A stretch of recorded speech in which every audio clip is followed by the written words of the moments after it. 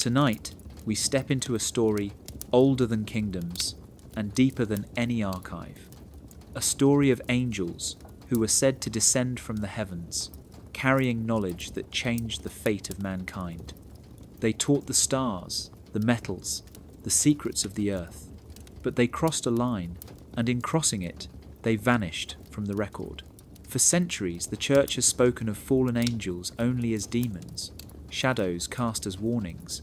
Yet behind that simple tale lies something more, a silence that is not natural, but enforced. Books removed from canon, names erased from memory, bones, maps, and manuscripts hidden in vaults where no light is allowed to reach. This is not about myth versus faith. It is about history itself being reshaped. 1,000 fragments of evidence point to something that does not fit the official story. And every time someone dares to follow the trail, they find doors closed, careers ruined, or questions drowned in fire and ashes. The secrets of the fallen angels are not lost. They are buried by those who decide what humanity is allowed to remember. So, before you dismiss this as legend, ask yourself, what if the Watchers were real? What if their knowledge still lies locked away? And what if forgetting them was never our choice at all? Like the video, subscribe, because tonight we unearth the secrets the Church tried to bury, and some truths refuse to stay hidden. Whispers of wings that were never meant to touch the earth still linger in forgotten corners of history. They call them the fallen angels, divine beings who once stood close to heaven yet descended into the world of men. For a brief moment, they lit the night with knowledge and power, and then, almost without warning, their voices went silent. No textbooks mention them, no official history admits their presence, and what little remains is scattered in fragments across forbidden texts, banned scriptures, and half-remembered legends. It is as if an entire choir once sang over the earth, only to be erased note by note until silence was all that remained. The question is, who muted that song, and why? Imagine opening the story of our world and finding whole chapters ripped out, pages torn before you even had a chance to read them. That is what happens when you search for the fallen angels. The pieces that remain paint a picture too strange to dismiss. They were called Watchers, said to have descended in ancient times not just to observe, but to mingle, to share secrets with humankind, to cross boundaries the heavens had forbidden. They became a bridge between the divine and the mortal, and yet today you cannot find their names in most churches, their stories in any standard Bible, their faces in accepted art. A vast silence has replaced them, one so thick it almost convinces you they were never real. Yet the silence itself becomes suspicious. Why silence something that never existed? The earliest clues are buried in the Book of Enoch, a text once considered important in early Christian circles before it was quietly abandoned. In its lines, you find the story of angels who left their stations, who taught men about the stars, about weapons, about charms, about beauty, about secrets that made humanity powerful too soon. From those unions came the Nephilim, giants of legend, and from those unions came chaos. But the Church later dismissed the book as heresy, locked it away from doctrine, and allowed only fragments to survive. If this story was so untrue, why not leave it in plain sight to wither? Instead, it was hidden, as if the truth was too heavy for ordinary eyes. The whispers of fallen angels did not vanish everywhere at once. In Jewish traditions, in Gnostic fragments, in ancient myths from Mesopotamia to Greece, echoes of them persist. Different names, different guises, but always the same essence. Beings of light who crossed a line, beings punished not only by heaven, but by history itself. And yet as centuries passed, these figures were steadily demonized, their memory recast not as teachers or rebels, but as monsters, enemies of mankind, proof that stepping beyond faith leads only to ruin. A transformation so complete that today, when someone hears the words fallen angel, they do not think of knowledge or rebellion, but only of evil. This was no accident. Silence can erase, but rewriting ensures forgetting. By the time the Middle Ages hardened doctrine, the whispers of these beings had been pushed into shadows, surviving only in hints, in art that dared to show winged figures half in light, half in darkness, in chants that were said to echo forbidden names. The choir had not been destroyed, but buried beneath centuries of controlled memory. And so we begin with a question. Were these angels truly lost to time, or were they deliberately removed? If so, who had the power to close the book on them? The answer points not to heaven but to earth, not to God but to the institutions that claim to speak for him. To understand the vanished choir is to understand the beginning of a silence that still shapes what we are allowed to know. And perhaps, in breaking that silence, we may hear once again the echoes of wings in the dark. Long before the word angel was softened into a symbol of innocence, there were stories of beings who watched the earth from the heights of heaven. They were called the Watchers, guardians assigned to observe but never interfere, yet curiosity has always been the great weakness of both man and spirit. The legend says that in a time before kings and empires, before the rise of cities that we still know today, the Watchers descended upon a mountain. Their leader was Semjaza, a figure described not as a devil, but as a radiant being who chose to cross a forbidden line. He and his companions swore an oath together that they would not turn back, for to descend into the world of flesh meant they would never return unchanged. The ancient Book of Enoch tells this story in a voice that feels both distant and dangerous, as if its very words were not meant for ordinary ears. The Watchers came not only to walk among humans, but to share knowledge hidden since the beginning. They revealed to mankind how to read the stars, how to make weapons from iron and steel, how to adorn faces with paints and powders, how to craft charms, spells, and writings of power. At first, these gifts seemed like blessings. They gave people strength, beauty, and understanding. But knowledge without restraint quickly turns into chaos. Tribes that had never known war began to forge blades sharper than stone. Men learned how to call on forces they could not control. Women were taught arts that bent beauty into a weapon. With each passing season, humanity grew stronger, stranger, and more divided. The Watchers crossed another boundary as well. They did not only teach, they loved. The stories tell of unions between angels and humans that gave rise to children of enormous size and power, the Nephilim, a word that still sparks mystery. These giants, half human and half divine, walked the earth with appetites that could not be satisfied. They devoured the harvests of men, they toppled cities, they dominated the world like shadows too large to escape. For many, it must have felt like gods had walked among them. For others, it was a nightmare without end. In this moment, the Watchers became something they had never intended. Not guardians, not teachers, but breakers of order. What began as curiosity transformed into rebellion, and rebellion into corruption. Heaven could no longer look away. The legend says, judgment came like a storm. Chains of fire were forged, the Watchers were cast into the depths, and their children, the Nephilim, were swept away by a flood meant to cleanse the world. Whether you see it as myth or memory, the story leaves behind a haunting question. Why did the early church go to such lengths to remove it from the canon, to bury it under layers of silence? Was it because it was false, or because it was too true? The tale of the Watchers is not just about angels who fell. It is about knowledge that was never meant to be shared, power that came too soon, and a decision that changed the path of human history. Their footprints may have been erased from the mountain, but their shadow still lingers in every legend of giants, every whisper of forbidden wisdom, and every fear of what happens when heaven and earth collide. When the Watchers descended and crossed the line that separated heaven from earth, they left behind more than forbidden knowledge. They left children. These children were not like ordinary men. They were the Nephilim, described as giants of immense stature and power. Ancient texts say they devoured the labour of men until the people could no longer feed them. They ruled through fear, through violence, and through strength that seemed beyond human. Yet today, when you open a history book, you will not find their names. It is as if they never existed at all. The question is whether the Nephilim are only myth, or if their story was deliberately cut from the record. Fragments of their memory exist across the world.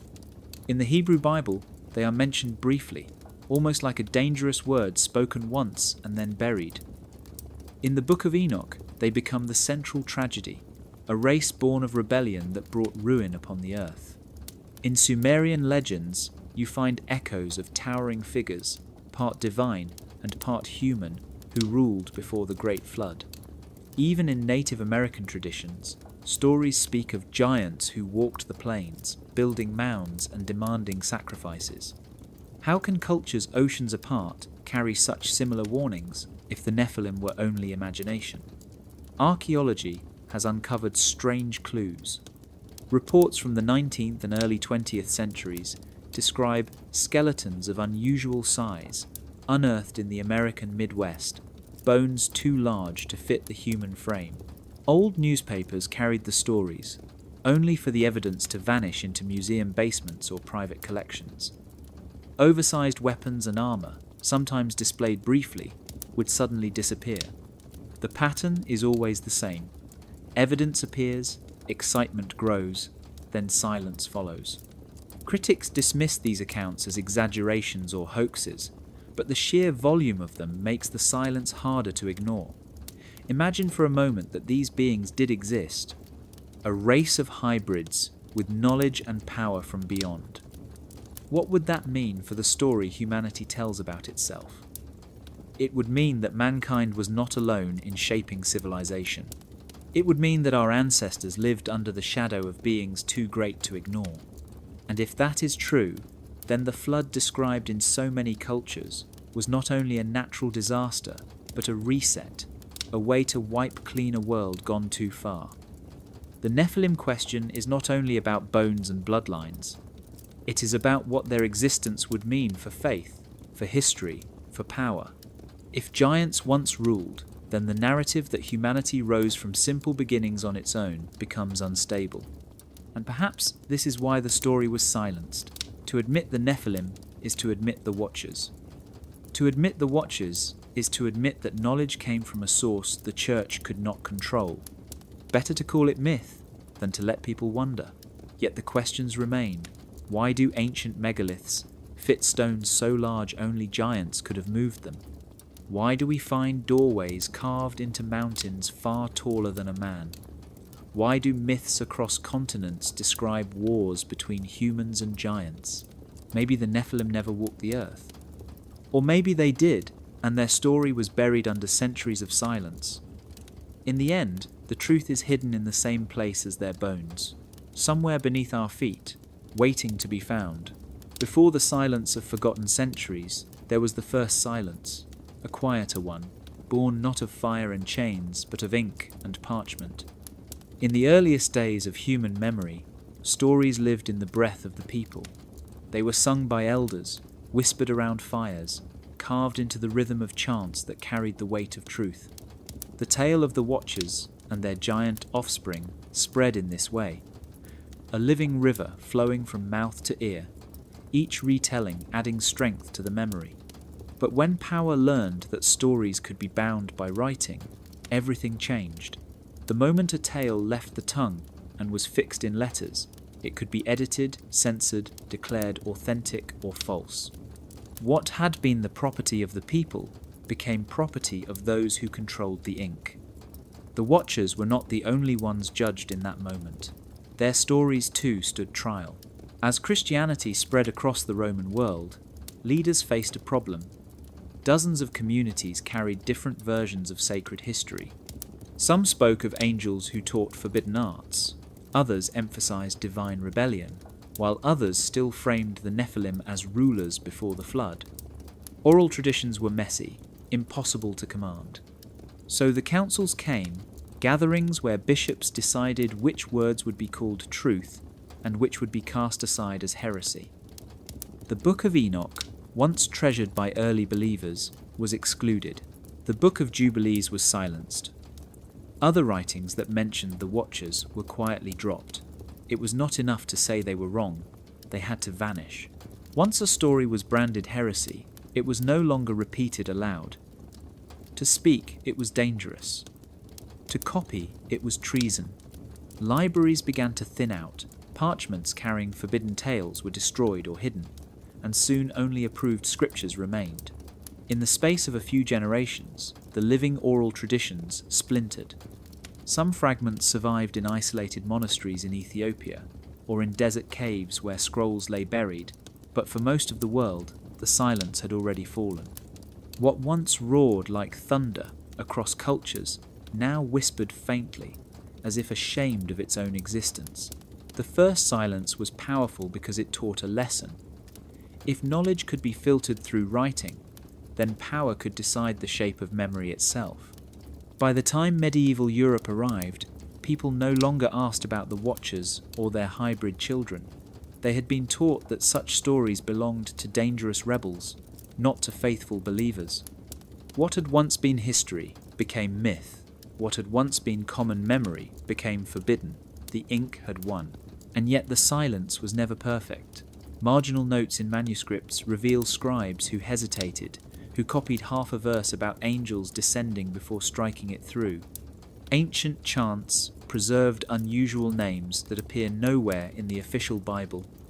Iconography on the walls of forgotten chapels shows winged beings gazing downward with faces too human to be called holy. These traces remind us that memory resists erasure. Even when the first silence fell, pieces survived, scattered like embers beneath the ashes, waiting for someone to stir them back into flame. The first silence was not only about removing the past, it was about controlling the future. Once the Watchers were erased from the page, children were never taught to question them. Generations grew up believing the world had always been this way, that heaven had never sent beings who strayed, that no giants had ever walked the earth. By the time they were old enough to doubt, there was nothing left to doubt. The silence had rewritten reality itself, and it all began not with swords or fire, but with the simplest of tools, a pen. There is a book that once carried the secrets of heaven and earth, a book quoted by early Christians and treasured by ancient communities, yet today most people have never heard of it. It is called the Book of Enoch. In its pages lies a story so bold and unsettling that the Church would later strike it from the canon, leaving only fragments scattered across the sands of Ethiopia and the echoes of its verses in other scriptures. But what does it actually say? And why was it buried so deeply? The Book of Enoch claims to be written by Enoch, the great-grandfather of Noah, a man described in the Bible as one who walked with God until he was taken into heaven without death. According to this book, Enoch was chosen as a scribe of divine mysteries, a messenger who saw visions of the heavens, the earth, and the fate of both angels and men. His words carry a different version of the fall, not of mankind alone, but of heavenly beings who abandoned their stations to descend upon the earth. It is within this book that the legend of the Watchers finds its most vivid form. Here they are not vague spirits, but named leaders, each described as binding themselves in an oath to take human wives. Enoch records how they revealed forbidden knowledge, from the crafting of weapons to the cutting of roots, from enchantments to the movements of the stars. In his account, this was not wisdom meant to enlighten, but a corruption that spread violence and vanity across the world. The Nephilim, giants born of these unions, are described in terrifying detail, beings who consumed everything until the earth itself cried out against them. The punishment of the Watchers is also preserved in these pages. Enoch describes how he was sent as a mediator, carrying their plea for forgiveness before the throne of God, only to be told their judgment was sealed. They would be bound in chains beneath the earth until the day of final reckoning. Their children, the Nephilim, would be destroyed in the flood, their spirits doomed to wander as unclean entities. In this telling, the flood was not simply a cleansing of human sin, but the erasure of a hybrid race born from divine rebellion. Why then was the Book of Enoch excluded? The answer lies in its power. Its narrative reframes the fall, not as the fault of mankind alone, but as a story of heavenly corruption, a reminder that rebellion began above as well as below. It portrays angels not as flawless beings, but as figures capable of desire, error, and betrayal. This threatened the carefully constructed image of heaven that the Church sought to preserve. If angels could fall, if they could teach dangerous arts, if their children could dominate the earth, then the line between divine and human was no longer secure. Doctrine demanded clarity, but Enoch offered complexity. By the 4th century, councils had declared the book heretical, though it still circulated in Ethiopia, where it was preserved in full. Only in the 19th century did Western scholars rediscover it, shocked by how much of it seemed familiar, as if hidden in plain sight. Echoes of its verses appear in Jude, in Peter, even in Revelation, proof that the early church knew it well. Yet by the time most of the world could read, it had been erased from their Bibles. The Book of Enoch is more than a lost manuscript. It is a key. It ties together the mysteries of the Watchers, the Nephilim, and the Flood, reshaping the very foundation of the fall. And its removal shows us something greater still. History is not only about what is written, but about what is forbidden to remain. In the beginning, their names carried light: Semjaza, Azazel, Ramiel, names that once belonged to mighty watchers who stood at the edge of heaven and gazed upon the earth. They were leaders, teachers, figures of awe, remembered for the knowledge they brought and the rebellion they chose. Yet, as centuries passed, those names began to change. No longer remembered as angels who fell, they were recast as demons, monstrous spirits whispered about in fear. What had been a legacy of forbidden knowledge was transformed into a warning label, a brand meant to scorch their memory from history. The most infamous of them is Azazel. In the Book of Enoch, he is described as the one who taught men the art of war, the crafting of weapons, the secrets of metallurgy, and the allure of cosmetics that turned beauty into a snare. For this, he was singled out for punishment, bound in darkness until the final judgment. Later, in Hebrew tradition, his name became linked to the scapegoat ritual, where a goat was sent into the wilderness, carrying the sins of the people. From a fallen angel, he became a symbol of corruption, then a demon of the desert, until finally he was remembered only as an enemy of God. Semjaza, the leader of the Watchers, once carried authority as the one who convinced his companions to descend. His name, too, was twisted. The stories of his leadership, his choice, his knowledge, became reframed as proof of wickedness. Instead of a figure of tragic rebellion, he was remade into a cautionary villain, his name appearing in later demonologies as a spirit of deception. To remember him as a teacher would raise too many questions. To remember him only as a demon closed the door. This process happened again and again. Names that appear in Enoch as Watchers, Armoros, Kokabel, Sariel reappear centuries later in lists of demons used by exorcists and theologians. It was not an accident. By branding them as devils, the Church ensured that their stories would not inspire curiosity but fear. To speak their names was to invite danger. To study them was to risk charges of heresy. In time, the original identity of the Watchers was burned away, leaving behind only the ash of demonology. The power of a name cannot be underestimated. Names are memory. To erase a figure, you do not always need to destroy their story. You only need to change what the name means. Imagine a young monk in the Middle Ages copying a list of demons, unaware that those same names once belonged to the legendary Watchers who brought knowledge of the stars. Imagine generations growing up taught that these names belonged only to evil. Over time, the past itself changes, reshaped by association. But traces still resist. In old manuscripts, and in the fragments of Enoch preserved in Ethiopia, the Watchers are still remembered for what they truly were, beings who crossed a boundary. Their names burn not only because they were cursed, but because they were too bright to be forgotten entirely. And so we are left with a question. Were these names demonized to protect the faithful from dangerous truth, or to protect institutions from dangerous memory? Either way, the branding worked.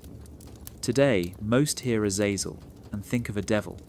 Few remember that once he was a watcher who gave humanity the tools of fire and steel. There are moments in ancient stories when knowledge descends like fire. Not gentle wisdom, not slow discovery, but blazing sparks that change the world overnight. The Book of Enoch describes the Watchers as bringers of such fire, gifts that seemed like miracles, but carried with them a shadow that has never lifted. Metallurgy was one of the first. Azazel is said to have shown men how to forge weapons, how to turn raw ore into blades and spears. Before this, battles were fought with stone and wood, crude tools that could wound but rarely devastate. With iron and steel, killing became faster, sharper, more efficient. Humanity stepped into a new age of war, but the price was blood.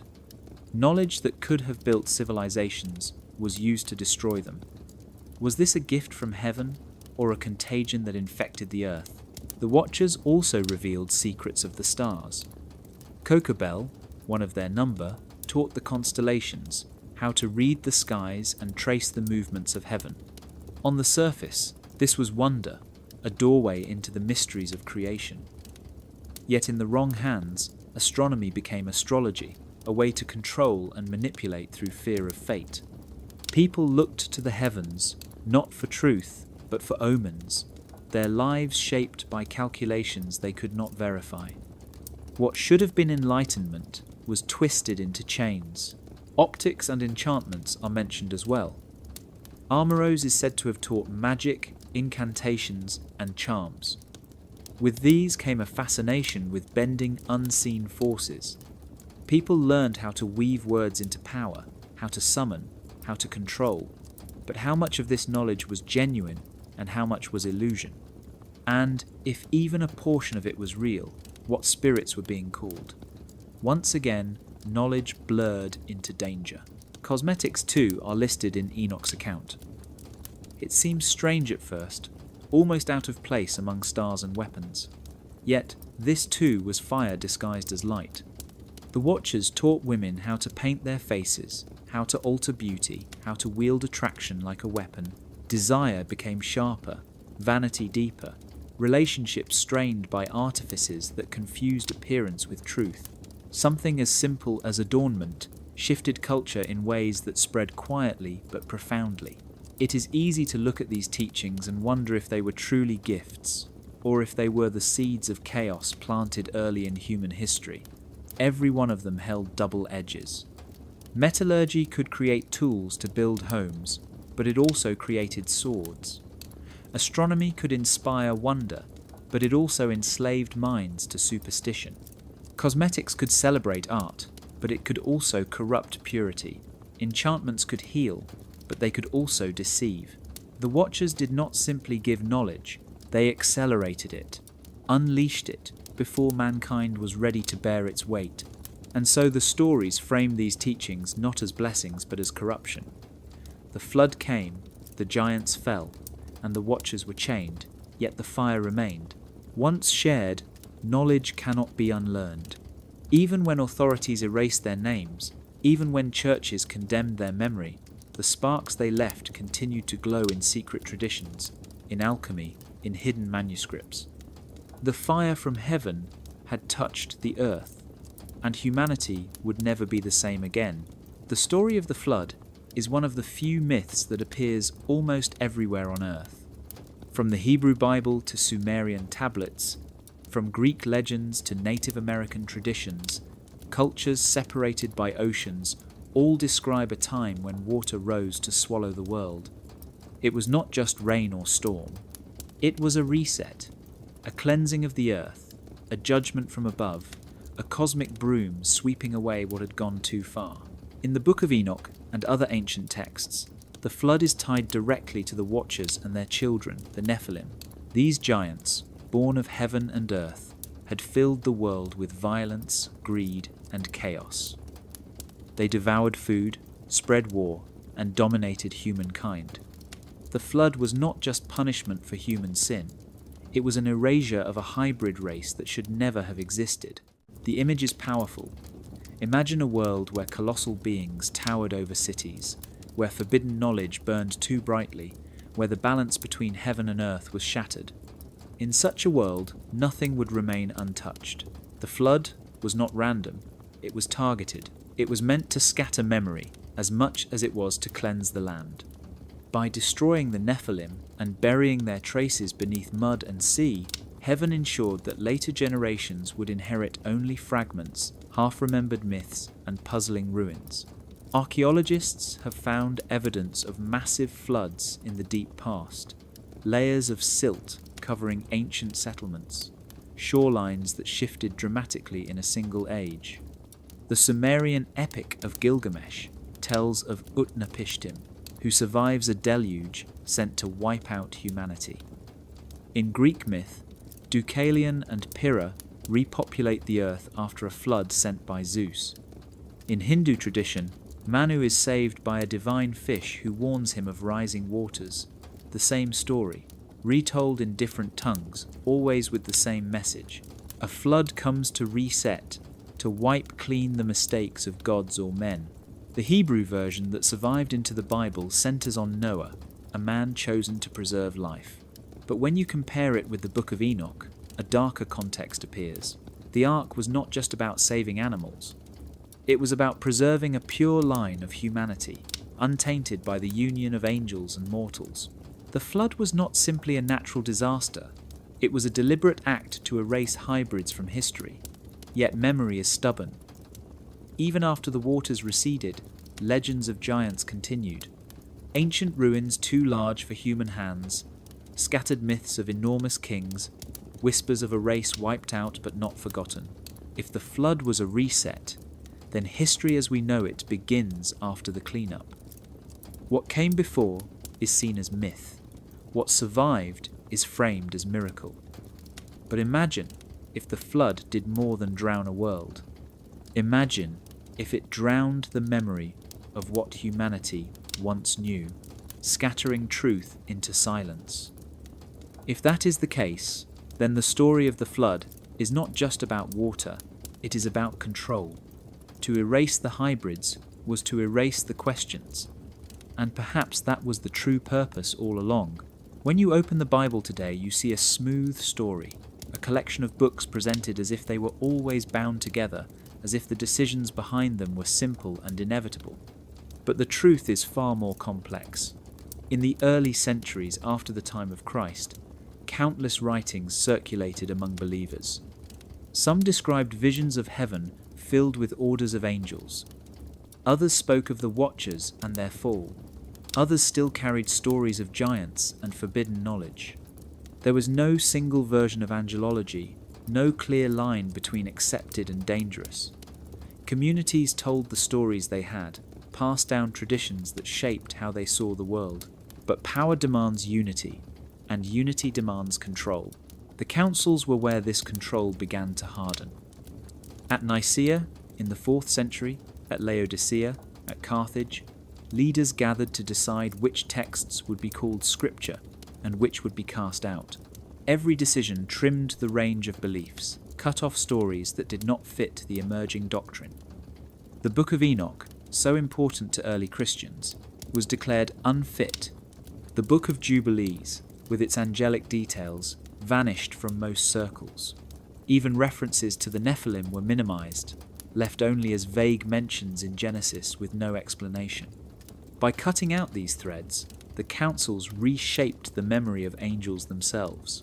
What remained were angels safe for doctrine, messengers of God, obedient servants, protectors of the faithful. The complex figures of the Watchers, with their rebellion and their dangerous gifts, were erased or recast as demons. The councils did not simply organize books, they organized imagination. They chose what kind of heaven people were allowed to picture. A heaven of order and obedience, not one where angels could fall in love, break rules, or reshape human destiny. As the canon solidified, the cutouts became permanent. To question them was to risk charges of heresy. Scholars who quoted Enoch were sidelined. Scribes who copied extra books faced punishment. Libraries holding texts outside the canon slowly lost them through burning, neglect, or quiet confiscation. The Church Fathers wrote treatises against apocryphal writings, warning believers that such stories were dangerous lies. In time, the memory of the Watchers and their role in human history became almost invisible. Yet the pattern reveals itself if you look closely. Why were so many texts with detailed angelology excluded? Why was the line between human and angel made so sharp? Perhaps because the idea of angels who crossed that line was too dangerous. If angels could rebel, if they could teach forbidden arts, then the authority of the Church would always be questioned. The councils did not simply protect faith, they protected power. The result is what we have today, a canon where angels appear only as loyal messengers and protectors, while their darker stories survive only in fragments. Councils and cutouts shaped the narrative, leaving us with a picture of heaven that is neat and manageable. But beneath that picture lies another, one filled with missing pages and silenced voices. And when you ask why those voices were cut away, the answer is not just about belief, it is about control of memory itself. There are many ways to silence a story. The most final is fire. Across the Middle Ages and into the early modern world, books that carried forbidden knowledge were hunted, gathered, and consigned to flames. Among these were writings that spoke too freely of angels who fell, of giants who ruled, of secrets that blurred the line between heaven and earth. The Church developed a weapon far stronger than the sword. It was called the Index of Forbidden Books. First published in the year 1559, it became an official blacklist, a catalogue of works believers were forbidden to own, read, or even copy. On its pages were not only writings of philosophers and reformers, but also apocryphal texts, mystical commentaries, and manuscripts that carried whispers of the Watchers. The Index did not argue against them, it erased them with silence. Books condemned to the Index often met the same fate. They were seized by inquisitors, dragged into public squares, and burned until nothing but ash remained. Entire libraries of monasteries and scholars were stripped of volumes judged unsafe.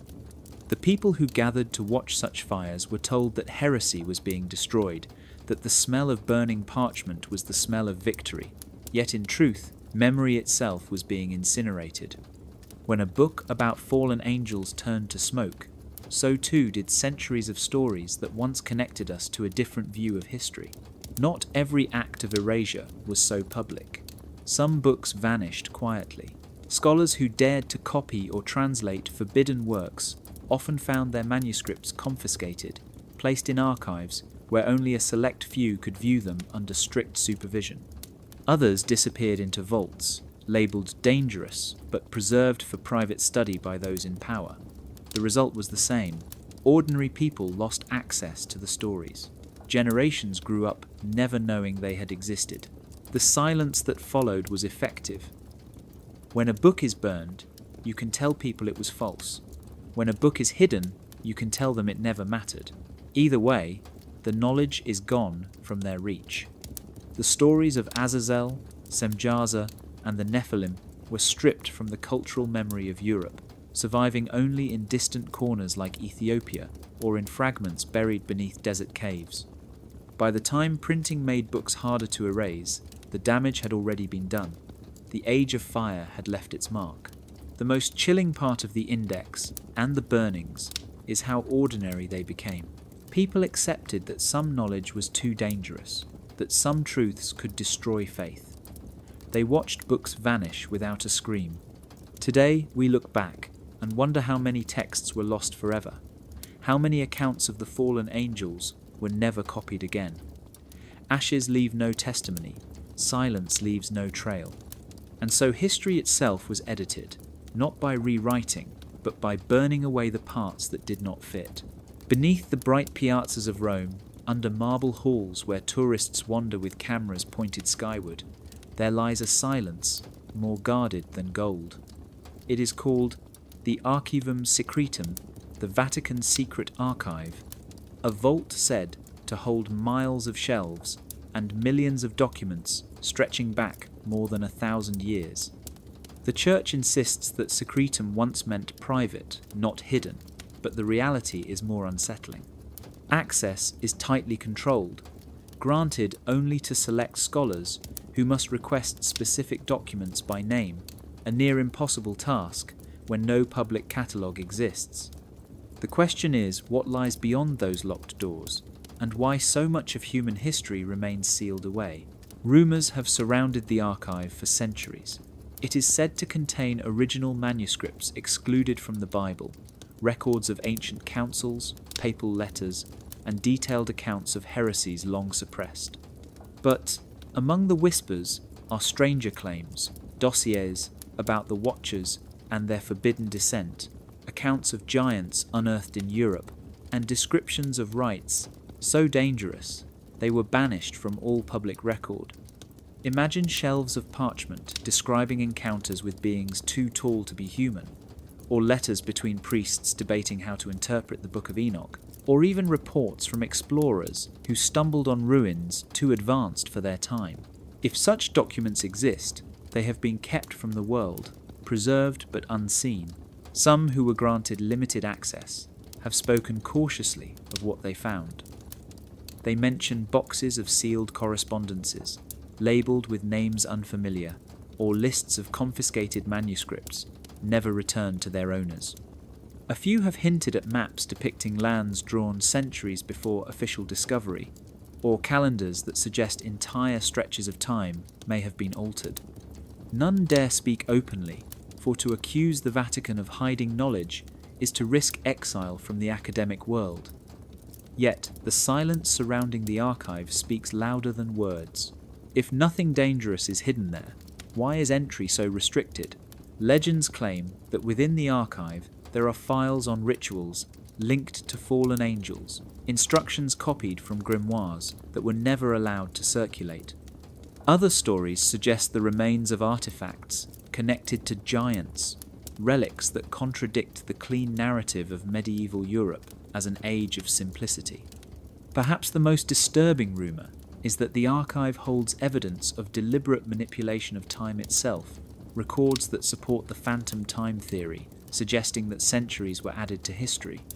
If such documents exist, they would reshape everything we know about the past. For now, the Archivum Secretum remains a fortress of silence. The Vatican has admitted that the archive contains over 50 miles of shelving and more than 1 million documents, but only a fraction has ever been revealed. The rest waits in the dark, untouched by sunlight, unread by the world. And so we are left to wonder, is the vault beneath the City of Light a treasure house of truth, or a tomb for knowledge that must never be known? Until those doors are opened fully, the Watchers, the Giants, and the Forbidden Rites remain imprisoned not in chains, but in silence. If fire destroys a book in an instant, language erases it more slowly, burying meaning under centuries of edits until the original shape is almost gone. The trail of the fallen angels survives in this way, not in bold letters on the page, but in fragments, glosses, and marginal notes where scribes left traces they may not have fully understood. For the careful eye, etymology becomes a crime scene. Every name that was cut away leaves behind fingerprints in the words that replaced it. Consider the name Semjaza. In the Book of Enoch he appears as the leader of the Watchers, the one who bound his companions with an oath to descend. Later, his name disappears, erased from common use. Yet echoes remain. In medieval manuscripts, certain glossaries list strange variants of his name, sometimes shortened, sometimes twisted, as if the scribe was unsure whether to preserve or erase it. These stray letters are like ashes left after a fire, faint proof that the name once burned brightly. Azazel leaves a clearer trail. In Hebrew tradition, his name shifts from fallen angel to symbol of scapegoat. linked to rituals where an animal was cast into the wilderness, carrying the sins of the people. The transformation is linguistic camouflage. By changing what the word meant, the Church could keep the sound but strip it of its original identity. Over centuries, Azazel went from a teacher of metallurgy to a demon of the desert, and then to little more than a ritual phrase. The name survived, but its meaning was gutted. Linguists who study early biblical texts often find unusual insertions in the margins, small notes where a scribe explained or corrected a word. Sometimes these notes reference angelic names that do not appear in the final copy. Other times, they suggest alternate readings, as though the scribe remembered a tradition that no longer fit the official version. In these margins, we glimpse the tension between memory and obedience. A careful hand copied what doctrine demanded, but a restless mind preserved what it still knew, hidden in plain sight. Even the word Nephilim shows signs of this silent struggle. Its root suggests beings who fell or were cast down, but over time translations softened it into vague terms like giants. Later versions of the Bible avoided the controversy entirely, rendering the word as nothing more than men of renown. By changing the label, the danger was contained. A single word that once hinted at hybrid bloodlines and angelic rebellion became a harmless description of tall warriors. The linguist's trail shows us how history can be rewritten, not only with fire, but with ink. By shifting meanings, by replacing names, by cutting and glossing, authorities could erase entire narratives, while leaving behind just enough residue to satisfy memory. Yet, for those willing to trace these fragments, a hidden picture emerges. Names that were meant to burn away still glow faintly in the margins. And in those whispers of Semjaza, Azazel, and the Nephilim, we hear a story the world was never meant to remember. Across the world, there are stones that should not exist. Not because they are imaginary, but because, according to official history, no one at the time should have been able to cut, move, or fit them together. These are not ordinary ruins. They are megaliths the size of buses, walls with blocks so precisely carved that not even a razor blade fits between them. Temples raised from stones heavier than modern cranes can lift. They stand in silence, daring us to explain how ancient builders achieved what we can barely replicate today. And when you look closer, you begin to wonder if they are the fingerprints of a past that has been hidden. Take the polygonal walls of Sacsayhuaman in Peru.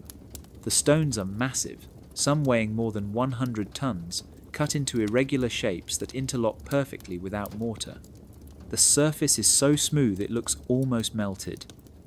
Modern engineers admit they would struggle to recreate it, even with advanced machinery.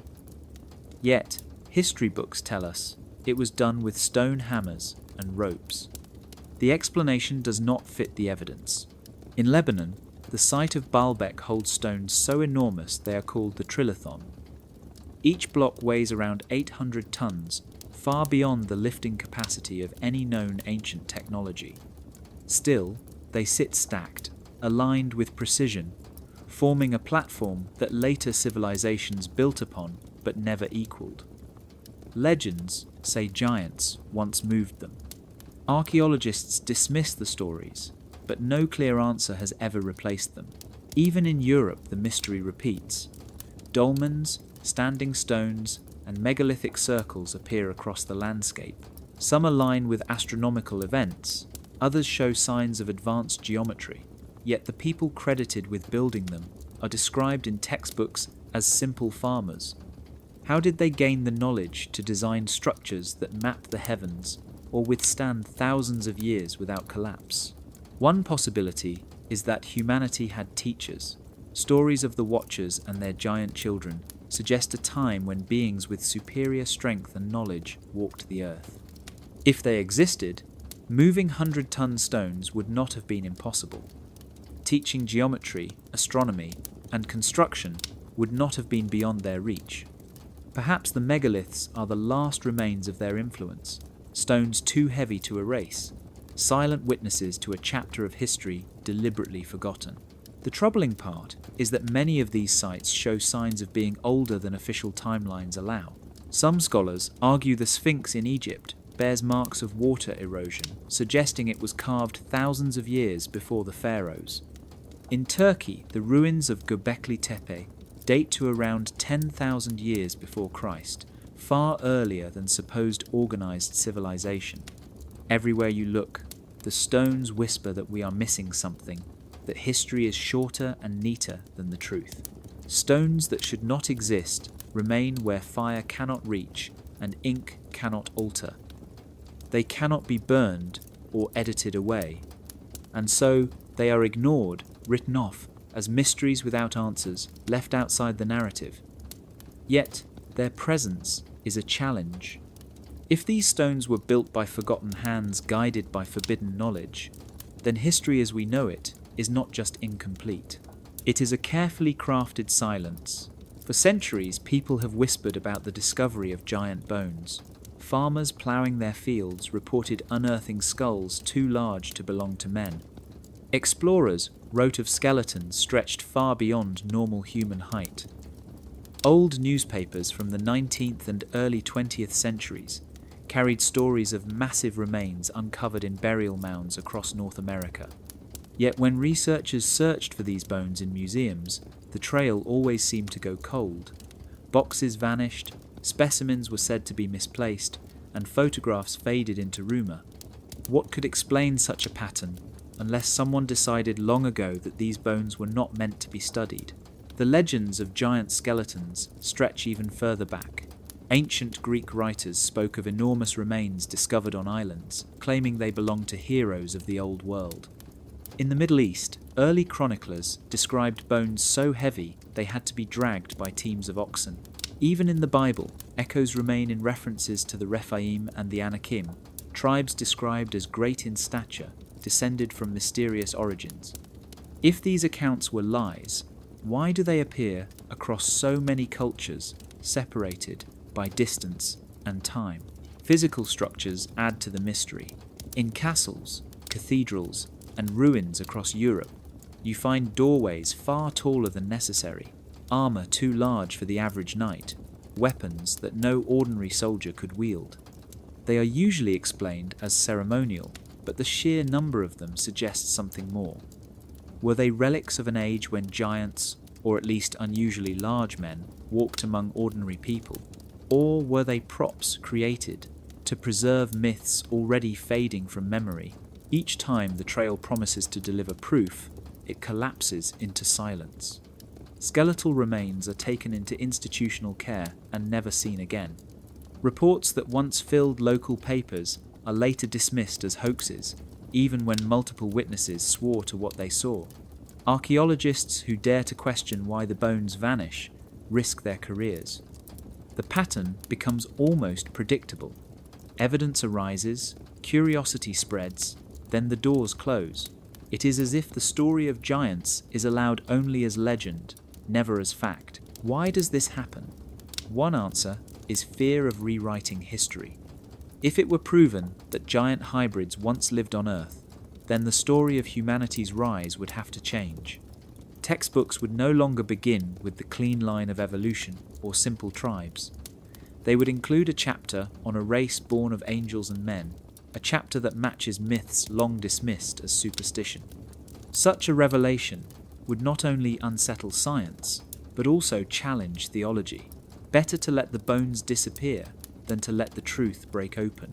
The result is that today we live surrounded by fragments, myths of giants told by elders, mismatched armour displayed in forgotten halls, photographs yellowing in archives.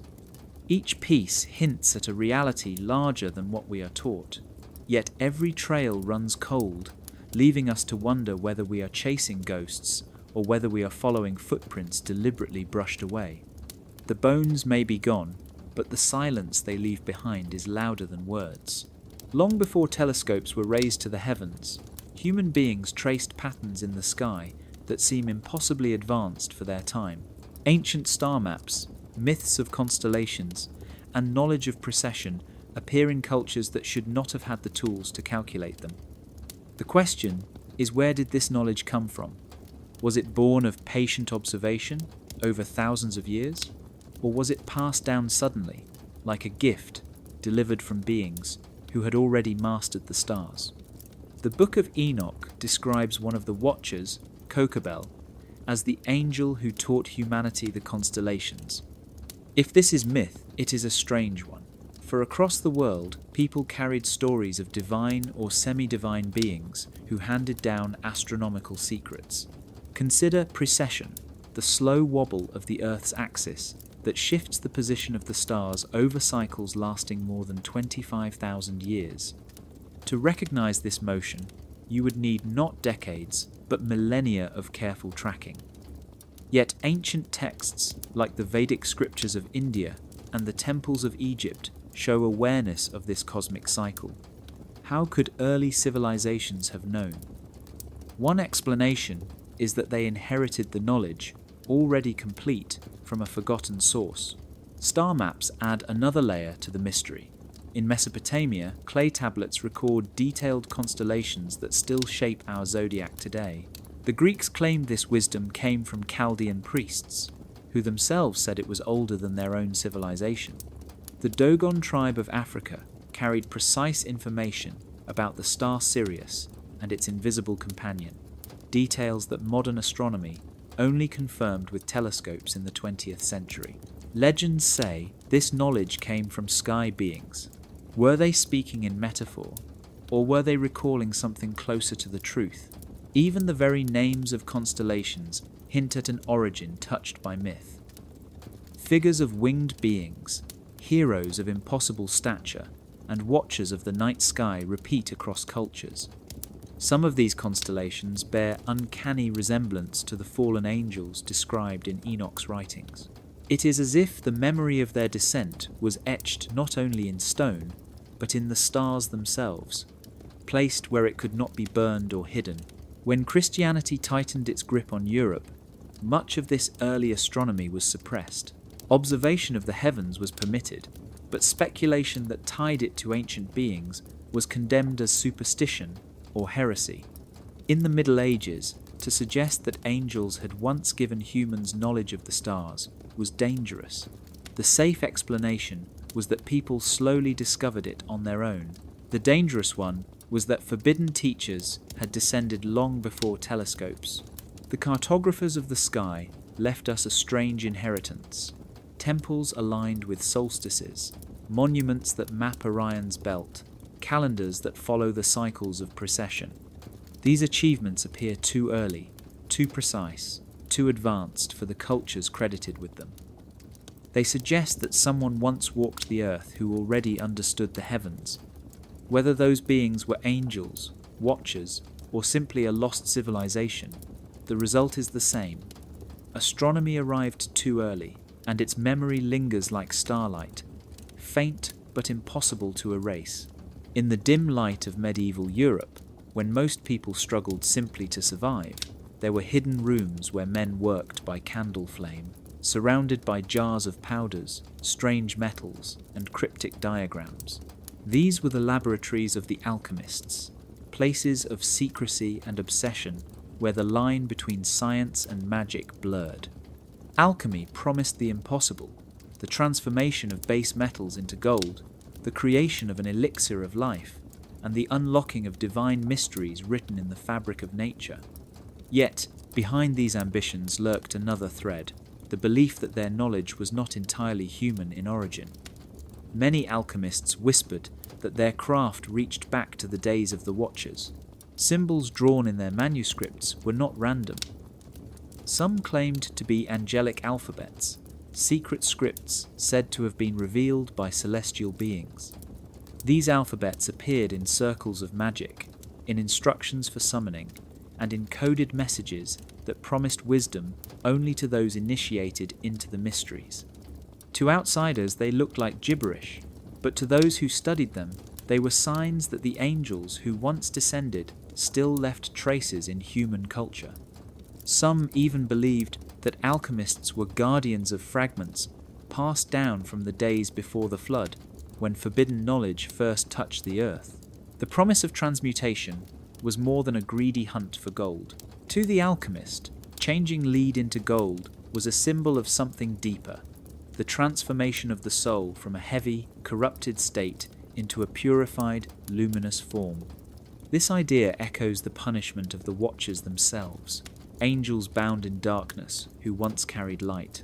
It is almost as if alchemy was humanity's attempt to imitate the heavenly fall and rise, to play out on earth the same drama written in heaven. But in trying to imitate, they risked repeating the mistakes of the past. Throughout the Middle Ages, alchemists walked a dangerous path. The Church tolerated some aspects of their work when it produced useful medicines or dyes, but the moment their experiments touched forbidden ground, they were branded as heretics. Many manuscripts were seized or destroyed, while others were locked away in monasteries where only select monks could copy them. Still, the knowledge spread, often disguised in allegories of kings, dragons, and marriages of the sun and moon. Behind the poetry was a coded science, and behind the science was the shadow of angels who once shared secrets not meant for men. Legends say some alchemists succeeded, not in turning metal into gold, but in glimpsing forces that seemed supernatural. They claimed visions of radiant beings, guides who appeared in dreams or during rituals, offering flashes of wisdom that seemed beyond human invention. Were these visions delusions born of fumes and fatigue, or were they encounters with the same Watchers whose names had been erased from Scripture? The alchemist's wink is the moment when myth and science cross eyes, when the experiment in the crucible reflects a deeper truth about humanity's hunger for power. It is the faint smile of history reminding us that knowledge carries a haloed shadow, and that those who chase it too far may find themselves walking in the footsteps of angels who fell. In the long halls of medieval monasteries, where silence was broken only by the scratching of quills on parchment, scribes worked to copy the sacred texts that would define an entire civilization. Most of what they wrote was carefully regulated, checked by abbots and theologians to ensure that no dangerous ideas slipped through.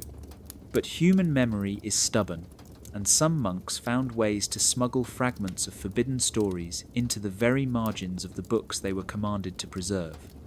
The truth, once erased from sermons and councils, found strange refuge in illuminated capitals and bestiaries filled with beasts that did not belong.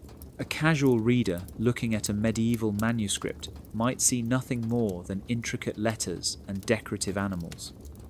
But for those who look closely, patterns emerge. A capital letter shaped like a winged figure bound in chains, an image of giants marching beside men, or a serpent twisting through a tree while stars shine above. These were not random flourishes. They were symbols carrying memories of the Watchers, the Nephilim, and the stories that the Church had declared dangerous. In a time when words could cost a man his life, images became the safe language of resistance. The bestiaries are perhaps the most curious example.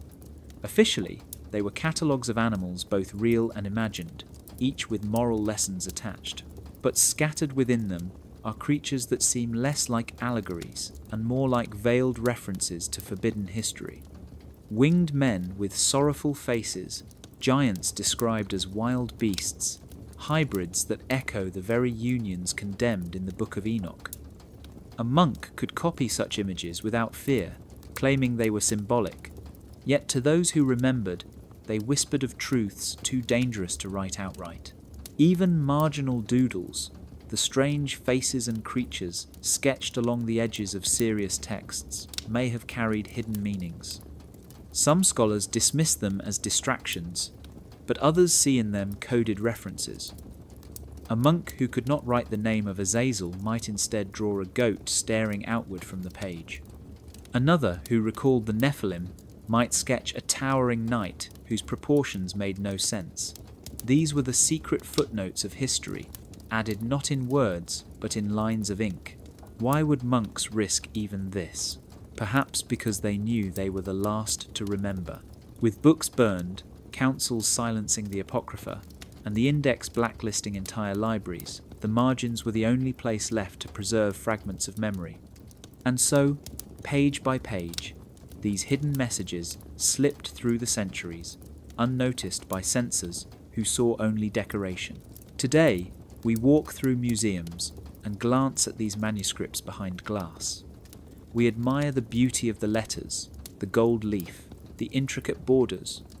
But if we pause and look closer, we might see what the monks intended: a silent testimony, proof that not everyone accepted the silence, that even in the strictest monasteries there were hands that remembered. The margins are where forbidden history survived, not shouted, not proclaimed, but whispered in symbols waiting for someone to listen. History is not only written with ink, it is painted on walls and preached from pulpits. After the stories of the Watchers were cut from scripture and their names pushed into silence, the church faced a problem. People still remembered. Oral traditions, scattered texts, and strange ruins kept alive the memory of beings who descended and taught forbidden arts. To erase them completely was impossible, so a different strategy emerged. The Watchers were rebranded. What once were angels who fell became the devils of homilies, the grotesque faces of frescoes, and the names filling demon catalogues that spread fear instead of curiosity. In sermons across medieval Europe, priests spoke of devils tempting mankind, of spirits that whispered secrets into human ears. The stories sounded familiar, echoing the role of the Watchers, who revealed metallurgy, enchantments, and cosmetics. But in the new version, these beings were not tragic rebels. They were enemies of the faithful, monstrous figures with no trace of their angelic origin. The shift was subtle yet total. What had been a tale of angels who crossed boundaries became a moral lesson about resisting the devil. Art reinforced the message. On the walls of churches, frescoes bloomed with terrifying demons. Wings that once symbolized heavenly descent were twisted into bat-like forms. Faces that once might have been noble were exaggerated into snarls. The giants described in Enoch became hulking monsters, dragging souls into pits of fire. Every brushstroke retold the story, but always with a darker palette. When the faithful looked up at these images, they no longer saw the Watchers who once walked the earth. They saw nightmares, carefully crafted to ensure no one longed to learn from them. Catalogues of demons, compiled by clerics and exorcists, finished the work. Names once associated with the Watchers were placed on lists alongside spirits of chaos and disease. Azazel, once the teacher of metals, became a fiend blamed for corruption and lust. Semjaza, once a leader, was reduced to a trickster spirit of deception. By the late Middle Ages, these catalogues circulated widely, used in rituals and exorcisms, teaching generations that the Watchers were nothing more than demons. This was not random.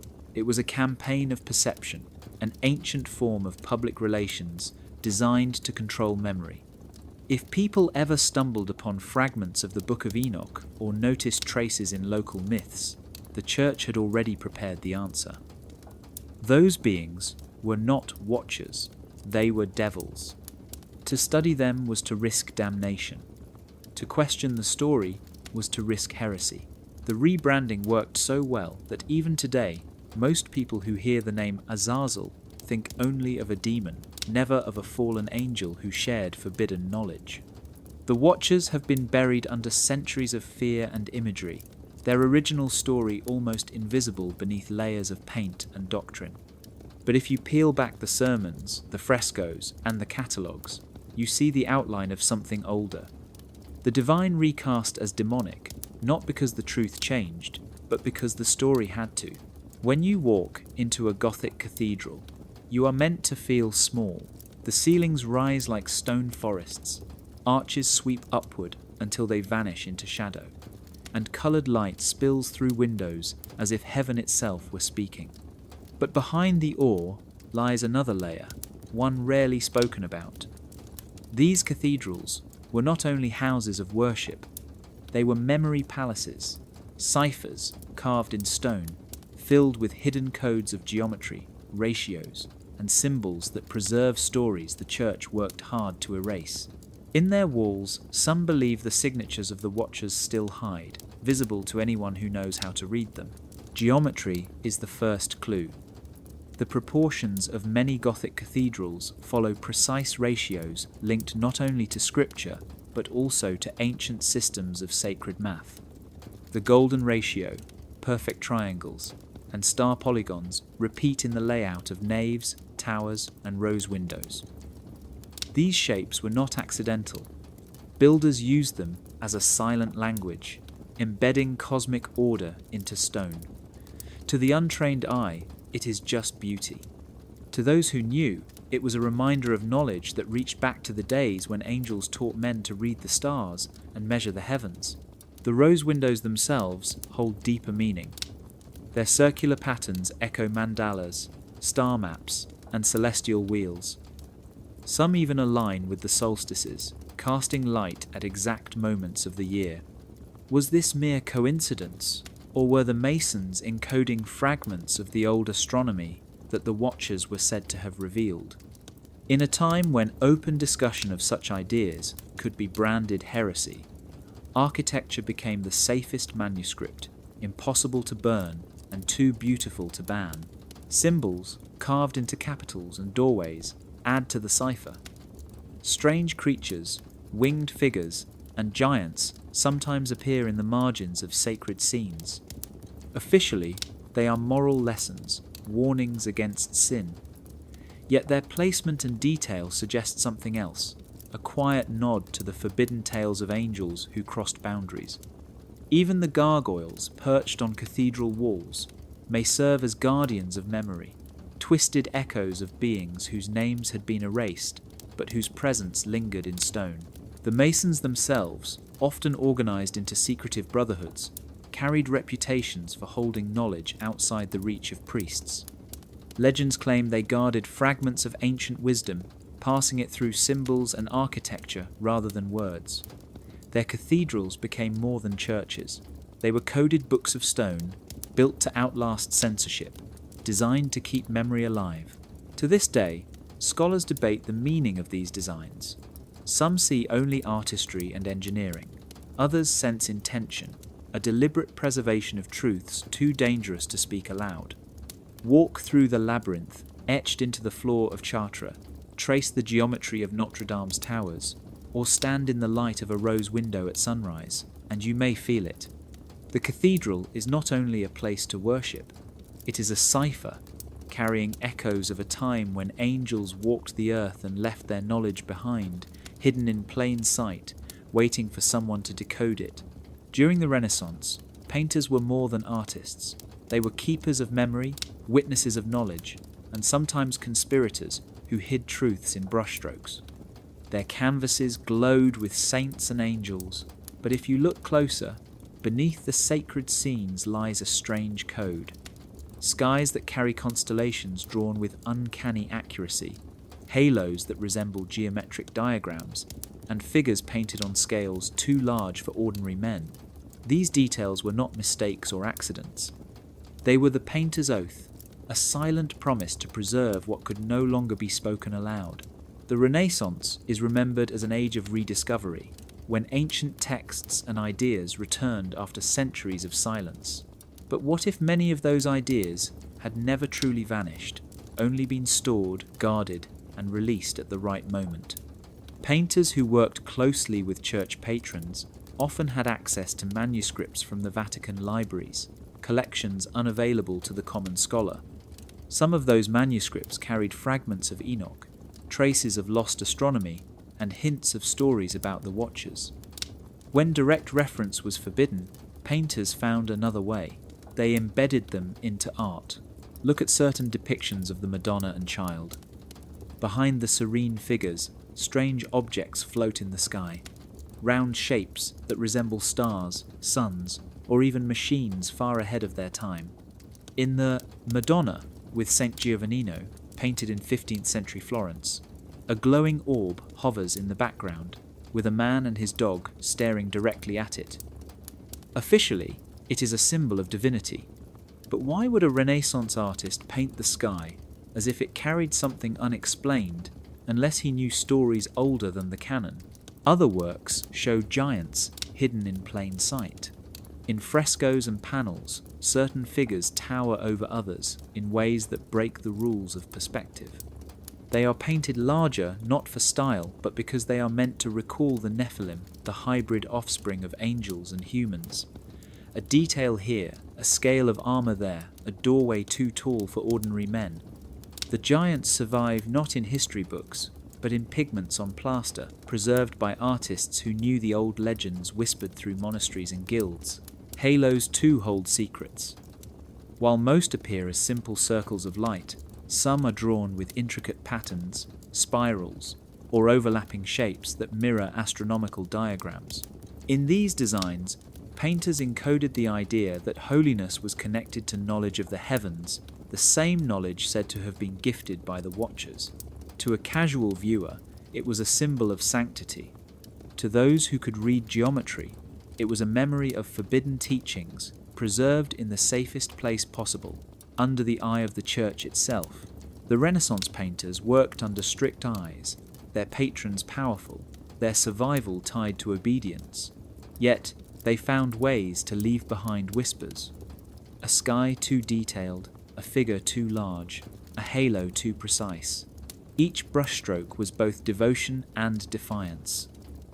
Their oath was not written but painted, a vow to keep alive what history tried to bury. And even now, centuries later, their silent code waits for eyes willing to see. When the Jesuits emerged in the 16th century, they were praised as teachers, missionaries, and defenders of the faith. They travelled across continents, from the jungles of South America to the coasts of Africa and the hidden valleys of Asia. On the surface, their mission was simple: spread Christianity, build schools, and convert souls. But beneath that mission was another role, one less spoken of. The Jesuits became collectors. They carried with them lenses to study the stars, maps to chart the unknown, and pens to record every strange thing they encountered. Among their notes were whispers of giants, stories of ruins that defied explanation, and fragments of legends that linked too closely to the forbidden tales of the Watchers. Reports survive of Jesuits in South America, writing about native tribes who spoke of massive beings that once roamed the land, beings taller than the trees, who taught them skills and then vanished. Some Jesuit missionaries wrote of bones unearthed in riverbanks, so large they could not be mistaken for ordinary men. In Asia, others recorded myths of sky beings who descended with light, leaving behind knowledge of farming, writing, and medicine.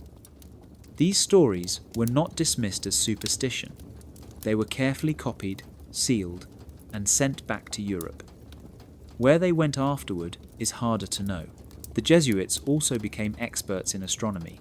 They built observatories, charted comets, and improved lenses that allowed them to study the heavens in detail.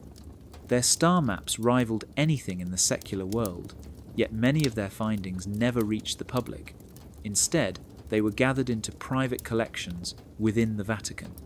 Some suspect that their astronomical studies were not only about stars, but about aligning myths, checking whether old records of eclipses and constellations matched the official timeline. If they found contradictions, those too were quietly stored away. Maps were another tool. Jesuits created some of the most accurate maps of their time, recording coastlines, mountains, and rivers unknown to Europe. Yet here too, rumours persist that they discovered more than geography. Certain maps hint at lands drawn long before explorers claim to have reached them. Some contain strange notations, sketches of enormous figures or symbols that resemble constellations. It is as if the Jesuits were not only charting the world, but also preserving fragments of stories erased from Europe, ensuring that no whisper of giants or angels escaped their careful net. To the outside world, the Jesuits were the intellectual arm of the Church. Inside, they were its eyes and ears, a global network that observed, collected, and filtered. What they deemed dangerous never reached the public. What they considered useful was preserved in archives. By the 17th century, they had built one of the largest information networks in the world, all tied back to Rome, and within that network countless stories of giants and fallen angels were caught and sealed. The Jesuit eyes saw more than they admitted. They gazed through lenses at the stars, through maps at unknown lands, and through myths at truths the Church had long worked to bury. What they gathered did not vanish. It was locked away, hidden in archives, leaving us with a question that lingers even now. Did they travel to spread faith, or to make sure the world never remembered its forbidden past? When Europeans first set foot in the Americas, they expected to find wilderness and primitive tribes. Instead, they found stories that sounded eerily familiar. Tales of sky teachers who descended from above, of wars fought between glowing beings, and of giants whose bones still slept beneath the earth.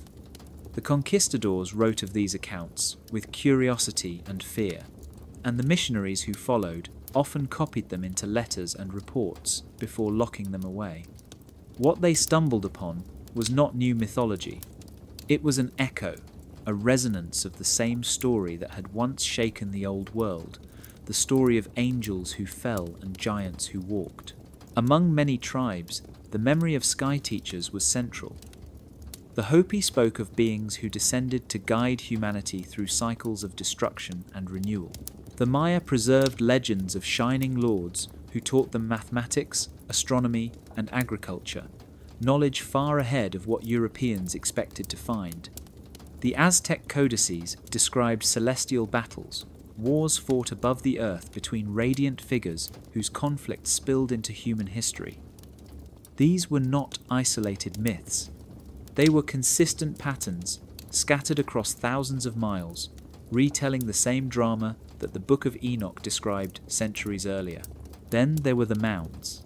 Across North America, great earthen structures rose from the plains, some shaped like serpents, others like birds, many aligned with solstices or constellations. Early settlers often found enormous bones within them, skeletons of men far taller than any ordinary human.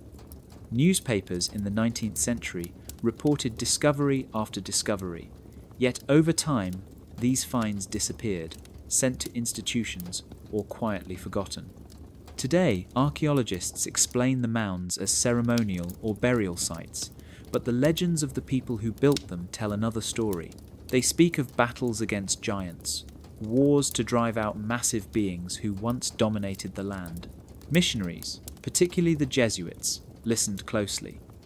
They recorded myths of angelic wars among the Iroquois, who told of shining beings who fought in the sky and cast their enemies down. In South America, tribes along the Amazon spoke of white-skinned teachers who came from the heavens before the flood, bringing tools and leaving monuments that still puzzle explorers today.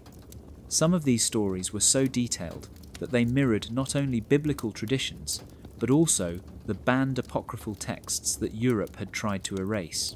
The Church faced a dilemma. If the same stories appeared in the New World, told by cultures with no contact with Europe, how could they be dismissed as heresy? The solution was silence. Missionaries rebranded them as pagan fables, recorded them in reports sent back to Rome, and discouraged further discussion.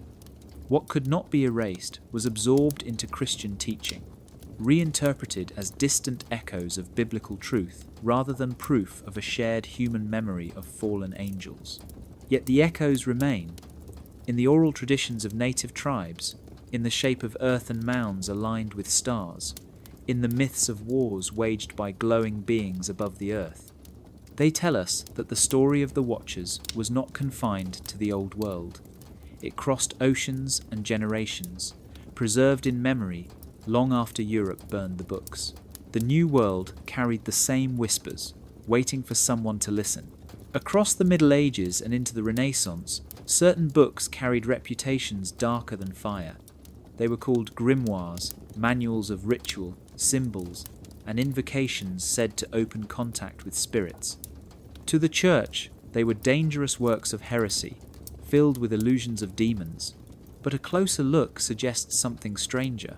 Many of these texts, like the Key of Solomon or the Enochian writings recorded by John Dee in the 16th century, carry traces of older traditions that may have been fragments of a garbled manual for for reaching beings the world once knew too well. The Watchers may have been erased from scripture, but echoes of how to call them seem to slip into ink. The Solomonic keys are a prime example. They claim to preserve the wisdom of King Solomon, a ruler said to command angels and spirits through sacred seals and rituals. Within the pages are diagrams of circles, names written in strange alphabets, and instructions for summoning or binding entities. Some scholars dismiss them as medieval inventions, yet the alphabets and names often align with apocryphal traditions that predate Christianity. Could these rituals be distorted memories of real practices once used to communicate with the fallen ones?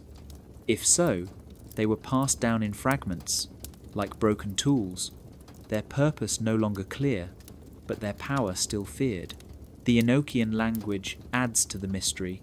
In the late 1500s, John Dee, an advisor to Queen Elizabeth, worked with a scryer named Edward Kelly to record what they claimed was a heavenly tongue dictated by angelic beings. The script is complex, filled with strange characters and phonetics, promising access to hidden wisdom. Dee believed it was the very language spoken by angels before the flood. The church labelled it dangerous, but its very name ties back to Enoch, the ancient prophet who walked with God and recorded the deeds of the Watchers. If Dee truly tapped into something real, then perhaps he stumbled upon a key buried for thousands of years, only half remembered, reshaped by time into ritual magic. Even beyond these famous examples, grimoires across Europe carried similar patterns. Lists of angelic names that mirror the Watchers, diagrams of stars aligned with rituals, and instructions for crafting tools of bronze and iron that sound suspiciously like the forbidden knowledge described in Enoch. To call them superstition may be too easy. To call them technology may be too bold. But somewhere between the two lies a possibility. That summoning was less about conjuring fantasies and more about decoding instructions left behind, incomplete but dangerous. The problem with grimoires is not only their content, but their persistence. Despite burnings, bans, and blacklists, they kept resurfacing, copied in secret, hidden in monasteries, whispered among alchemists. Their survival hints that someone always believed they held more than fiction. Perhaps they were seen as keys to a door that once stood open when angels walked among men. A door now sealed, yet still marked by faint symbols scratched into parchment. Manuals of contact, blurred by centuries, waiting for someone to read them the right way. The rituals of exorcism are usually seen as weapons against demons, prayers meant to cast out evil spirits from human bodies. But when you read the old manuals carefully, they begin to sound less like prayers and more like protocols. Lists of steps, commands repeated in precise order, the drawing of circles, the use of specific objects like holy water, salt, and iron. It reads almost like a technical guide, a manual for containment. The question is whether exorcists were only battling invisible forces of the mind, or if they were applying a system once meant to handle something far stranger.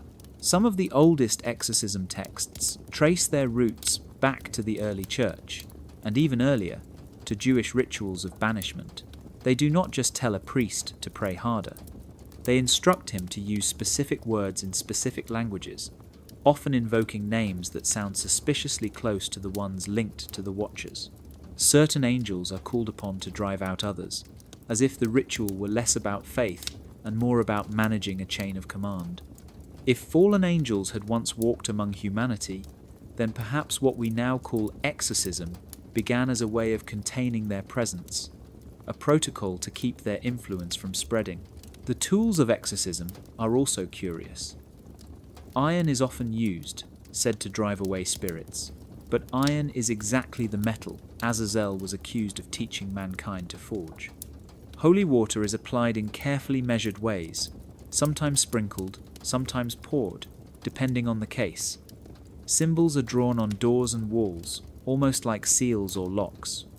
If you strip away the language of faith, the steps resemble instructions for building a containment system. It raises the unsettling possibility that the Church preserved technical knowledge of how to resist entities while erasing the history that explained why it was needed.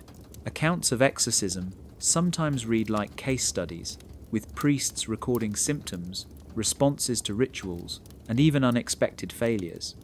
They describe voices speaking in languages unknown to the possessed, sudden changes in strength, and resistance to certain objects, but not others. For centuries, these reports were copied, catalogued, and updated as if building a database. The Church may have dismissed stories of giants and fallen angels as myth, but in practice, it kept refining methods to combat their lingering shadows. Even in the modern era, official exorcism rituals remain controlled and secretive. Only priests specially trained are allowed to perform them, following procedures written down centuries ago. These documents are rarely made public, and when fragments leak, they reveal a system that has changed little over time. It is not hard to wonder why. If exorcism were only superstition, why maintain such strict control? Why insist on preserving the exact words, the exact gestures, as though tampering with the protocol could unleash more than fear? Perhaps what we see as dramatic ceremonies were once practical defences, tools inherited from a time when forbidden beings walked openly.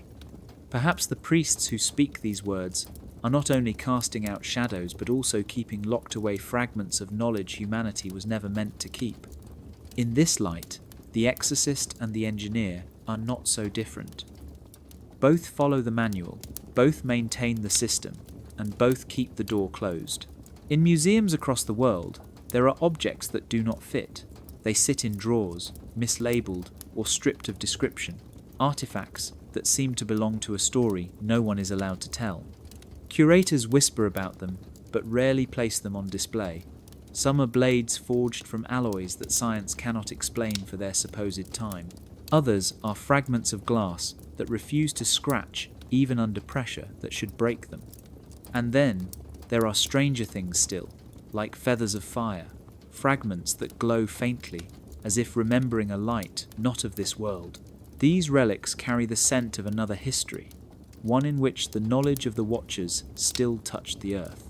Legends tell of Azazel teaching mankind the craft of metal, how to shape bronze and sharpen iron. Archaeology confirms that metallurgy appears in history with a sudden leap, advanced techniques emerging in cultures not thought capable of inventing them. Every so often, a sword or dagger surfaces that seems far ahead of its time, forged from alloys that modern analysis struggles to replicate. A few of these artifacts sit quietly in museum collections, marked only as anomalous or ceremonial, as if no one dares to ask who truly made them. The glass is another puzzle.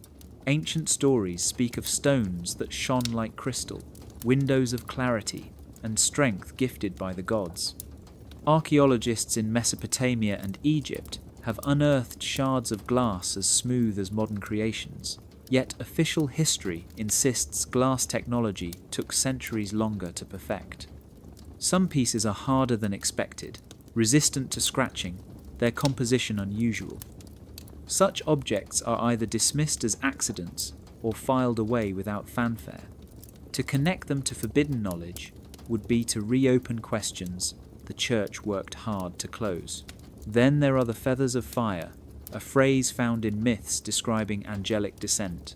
Some claim artifacts of shimmering, iridescent material have been recovered from tombs and ruins, substances that seem to glow when touched by flame or light. Museum staff sometimes whisper about these items, but few are ever displayed.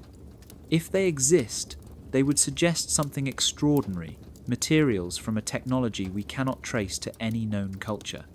They are too strange to fit into timelines, so they vanish into private collections or hidden storage. The problem with these relics is not just that they exist, but that they resist explanation. A blade that should not exist in the Iron Age, a glass shard too perfect for its era, a feather that does not burn but glows. Each one cracks open the possibility that myths of angels teaching mankind were not myths at all. Yet, instead of rewriting history, institutions quietly let the objects fade into silence. Tags are removed, catalogue numbers shift, and what does not fit is forgotten. But silence does not erase truth. These relics remain, waiting in basements, whispered about in archives, occasionally surfacing before being pulled back into the dark. They are the evidence that humanity once touched knowledge from beyond itself, artifacts that survived when books and bones did not. They do not fit, and that is precisely why they matter. Throughout history, royal families have guarded their bloodlines with obsessive care. Marriages were arranged not for love but for lineage, alliances formed to preserve certain names and traits. Officially, this was to keep dynasties strong, but beneath the surface there were whispers of something older. Some genealogies trace their roots back not just to kings or heroes, but to figures described as larger than life, men of renown, echoes of the Nephilim. The Book of Genesis describes these giants as the offspring of angels and humans, and for centuries, rumours have clung to noble houses that their power rested not only on politics, but on blood that carried something different. Monastic orders too carried this obsession, though in a different form. Secret brotherhoods swore vows to protect knowledge and relics passed down from generation to generation. Some guarded manuscripts, others guarded objects said to be tied to angelic descent. The Benedictines, the Templars, and later the Jesuits, each developed reputations for holding fragments of forbidden history. Their vows of silence were not only spiritual but practical, ensuring that the details of what they preserved would never leak beyond their walls. In some accounts, entire abbeys were built to house a single relic or genealogy scroll that traced a line back to the days before the flood. Heirlooms passed through these families, and orders often defy explanation. A sword too large for ordinary men, a chalice that resists tarnish, a gemstone inscribed with names in alphabets no one can fully translate. They are presented as symbols of divine favour, tokens of prestige, but behind closed doors they are whispered about as proof of bloodlines touched by something more than human. These heirlooms rarely reach the public eye. When they do, they are often mislabelled, described in museums as ceremonial objects, stripped of the legends that once surrounded them. Even today, some European noble houses quietly claim descent from sons of the gods mentioned in early chronicles. Their coats of arms carry symbols of wings, stars, and serpents, images tied not only to Christian iconography but to far older stories. The persistence of these symbols across centuries suggests a continuity of memory, an awareness passed down within families that they were heirs to something hidden. Whether they truly carried the blood of Nephilim or simply guarded the story, their behaviour shows the weight of the vow. The question is, why these genealogies and heirlooms were guarded so carefully? If they were nothing but superstition, why preserve them at such cost? The answer may be that for those within the circle, the truth was known. They understood that beneath the polished history taught to the public lay another record, one that tied their blood to beings who had crossed the line between heaven and earth. That truth, if revealed, would shake not only the throne but the altar. Bloodlines and vows form a chain stronger than any locked vault. Families and orders have guarded fragments of forbidden history for centuries, not with swords alone but with silence. Their legacy is not written in textbooks, but preserved in names, oaths, and relics kept just beyond our reach, and it suggests that the memory of fallen angels has never been lost, only hidden in the veins of those who swore never to speak of it. Time is one of the quietest tools of control. Most people never question the calendar on their wall or the dates printed in their books, yet behind those numbers lies a history of disputes, corrections, and deliberate choices. Astronomers who studied the skies often noticed that the flow of events did not match the official timeline.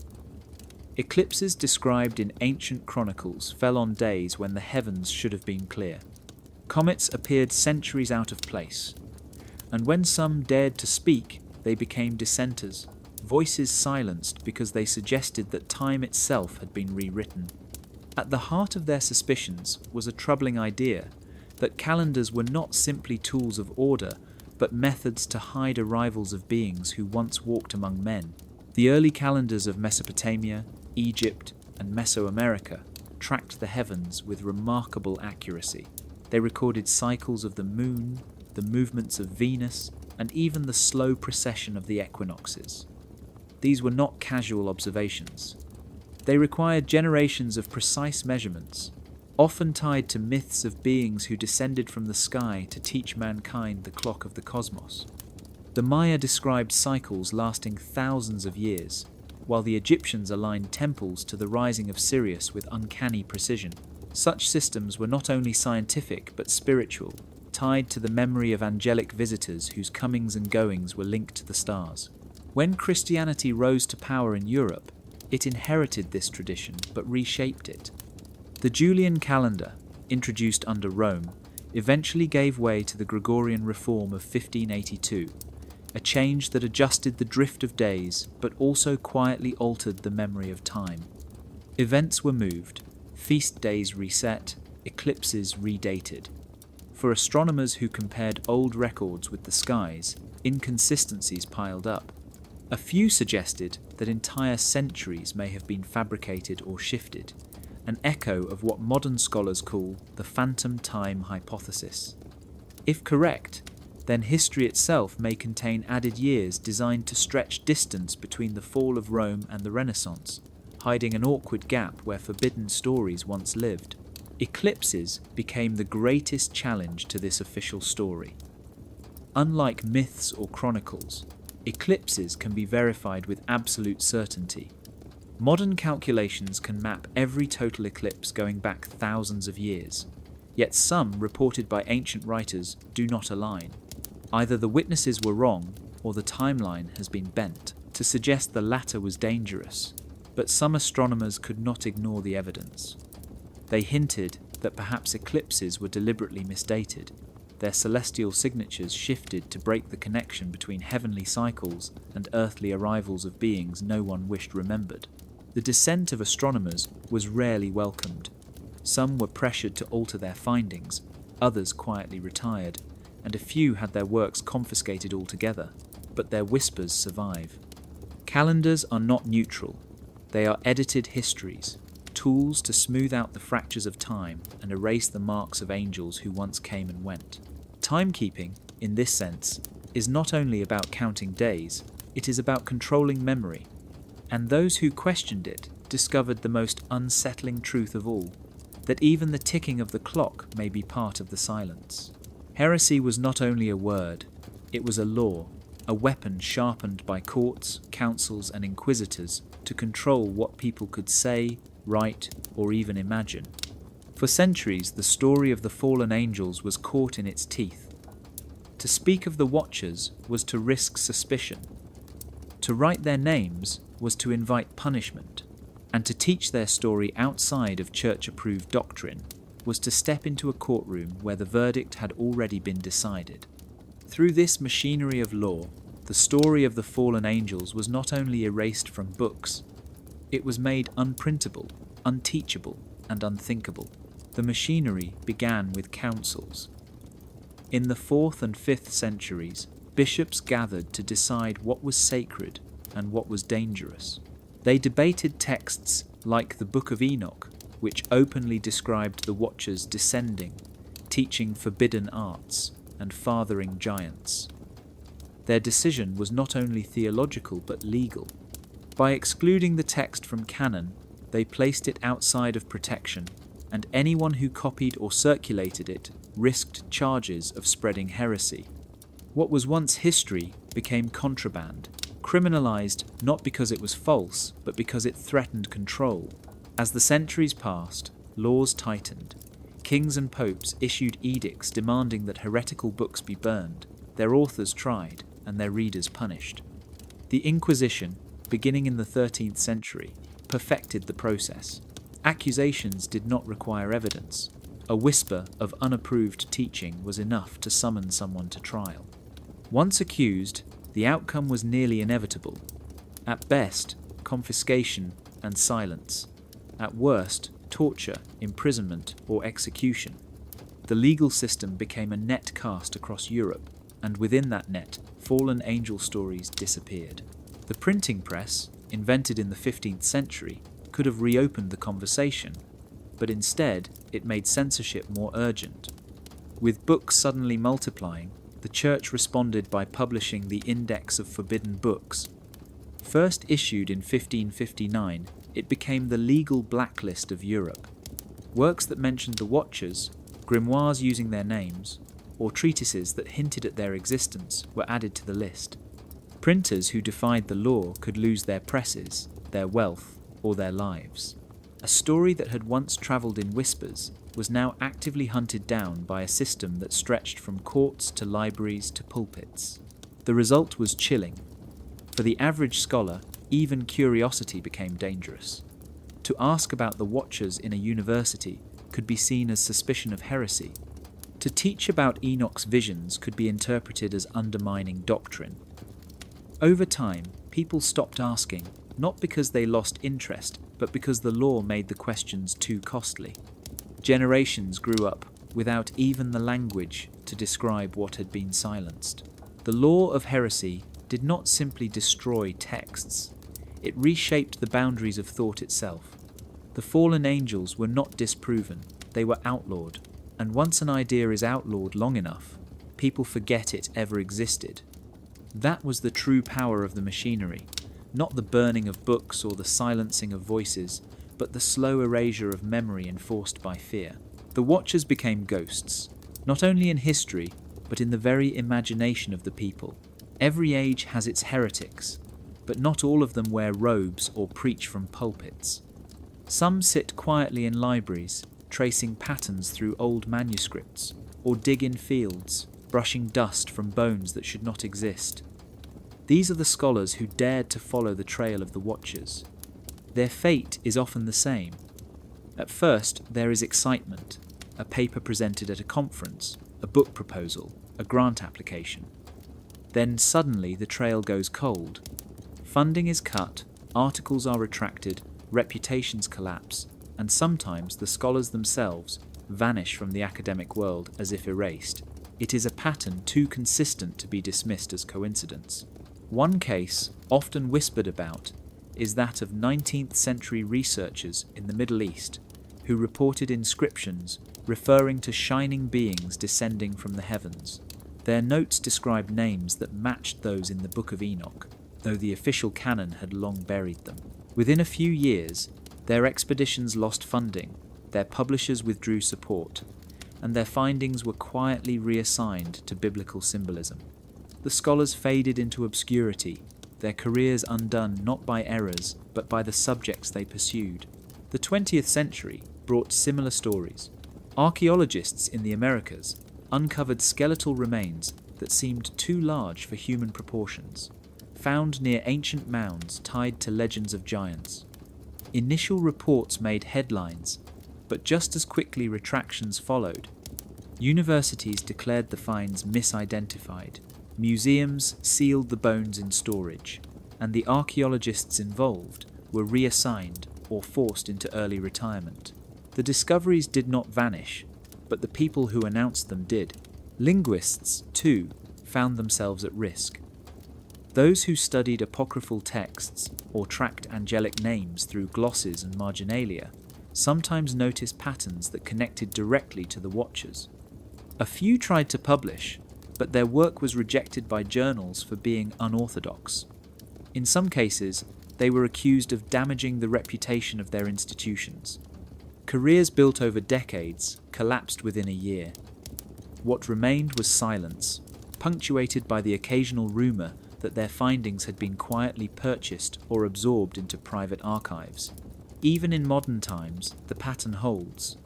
Independent researchers, who question the timeline of history, pointing to gaps between eclipses and recorded events, or who argue that angelic cycles were deliberately erased, often find themselves branded as conspiracy theorists. Their funding dries up, their access to sites is blocked, and their work disappears from public discourse. Whether this is coincidence, academic conservatism, or something more deliberate is difficult to prove. But the effect is undeniable. Scholars who follow the Watchers end their journeys not with acclaim but with silence. What makes this silence most haunting is how effective it becomes over time. Younger scholars see what happens to their mentors and avoid the topic altogether. Universities learn to steer research away from forbidden questions. Eventually, no one even tries. The Watchers are not only censored by the Church or forgotten by the public, they are abandoned by those best equipped to recover them, abandoned not by choice but by pressure. And so, like the angels themselves, the scholars disappear, leaving only a trail of unanswered questions in their wake. In the past, angels were figures of awe and fear. They were beings of fire and light, messengers who could shatter cities or deliver visions that changed the course of nations. But in modern media, they have been transformed into something far safer. On the movie screen, angels are beautiful models with glowing wings, fashion icons dressed in white or fallen rebels with leather jackets. In comic books and video games, they are action heroes or fantasy villains. In television, they become companions, detectives, or symbols of romance. The result is that the very word angel no longer carries danger. It has been neutralized, softened into entertainment, turning ancient mysteries into costume and fiction. This transformation is no accident. Cinema and mass media are today's textbooks, shaping what billions of people imagine about the past. By retelling the story of angels as fantasy, the dangerous questions disappear. Who were the Watchers? Why were their names erased? What knowledge did they pass to mankind? Instead of asking, audiences consume angels as style. Wings are props, halos are decorations, and the terrifying reality of their rebellion is reduced to a backdrop for love stories or battles of good versus evil that resolve neatly in 2 hours. Consider how films treat fallen angels. In one version, they are romantic anti-heroes, tragic figures who gave up heaven for love. In another, they are indistinguishable from demons, snarling monsters that must be destroyed. Rarely do they appear as they did in the Book of Enoch, as beings who crossed lines by teaching forbidden arts. That story carries too many implications, suggesting that human progress itself may be traced back to them. To show it honestly would spark questions about history, technology, and the Church's role in silencing the truth. Far safer to turn them into symbols of teenage rebellion or supernatural fashion. Even children's media plays its part. Cartoons and toys present angels as cute, glowing figures, stripped of all their complexity. When introduced this way, the idea of angels becomes harmless, long before young minds are old enough to ask questions. By the time those children grow up, the image is fixed. Angels are myth, pretty fiction, nothing more. The ancient terror and wonder is gone, replaced by sparkle and sentiment. This cinematic forgetting extends beyond angels to the very idea of the Nephilim. Giants, once described as children of heaven and earth, are recast as fantasy monsters in games and novels. Their bones are never mentioned, their legends never connected to archaeology. By turning them into entertainment, their traces in real history are hidden in plain sight. The media has achieved what centuries of bans and burnings once struggled to do. It has erased the danger not by silencing the story, but by drowning it in endless retellings that mean nothing. The Watchers no longer need to be censored. They only need to be packaged, branded, and consumed until no one remembers they were ever real. This is the cinema of forgetting, where history is rewritten not with fire, but with flickering light on a screen. For centuries, the debate has been framed as faith versus knowledge, as if the two were locked in eternal conflict. You could believe or you could know, but never both. This false choice has shaped how generations think about history, science, and even themselves. The story of the fallen angels sits at the center of this trap. If you speak of them in church, they become dogma, a tale of rebellion to frighten believers. If you speak of them in academia, they are dismissed as myth, superstition, or metaphor. What if that frame is rigged? What if fallen angels are not dogma at all, but data? Evidence hidden in texts, artifacts, and human memory that refuses to vanish. The Book of Enoch describes the Watchers not as vague spirits, but as beings with specific names, roles, and teachings. Azazel teaches metallurgy, Semjaza teaches enchantment. Others reveal astronomy, writing, and medicine. These are not random details. They are data points, connecting human leaps in knowledge to specific figures. If this account had been preserved as history rather than myth, perhaps science would ask a different question.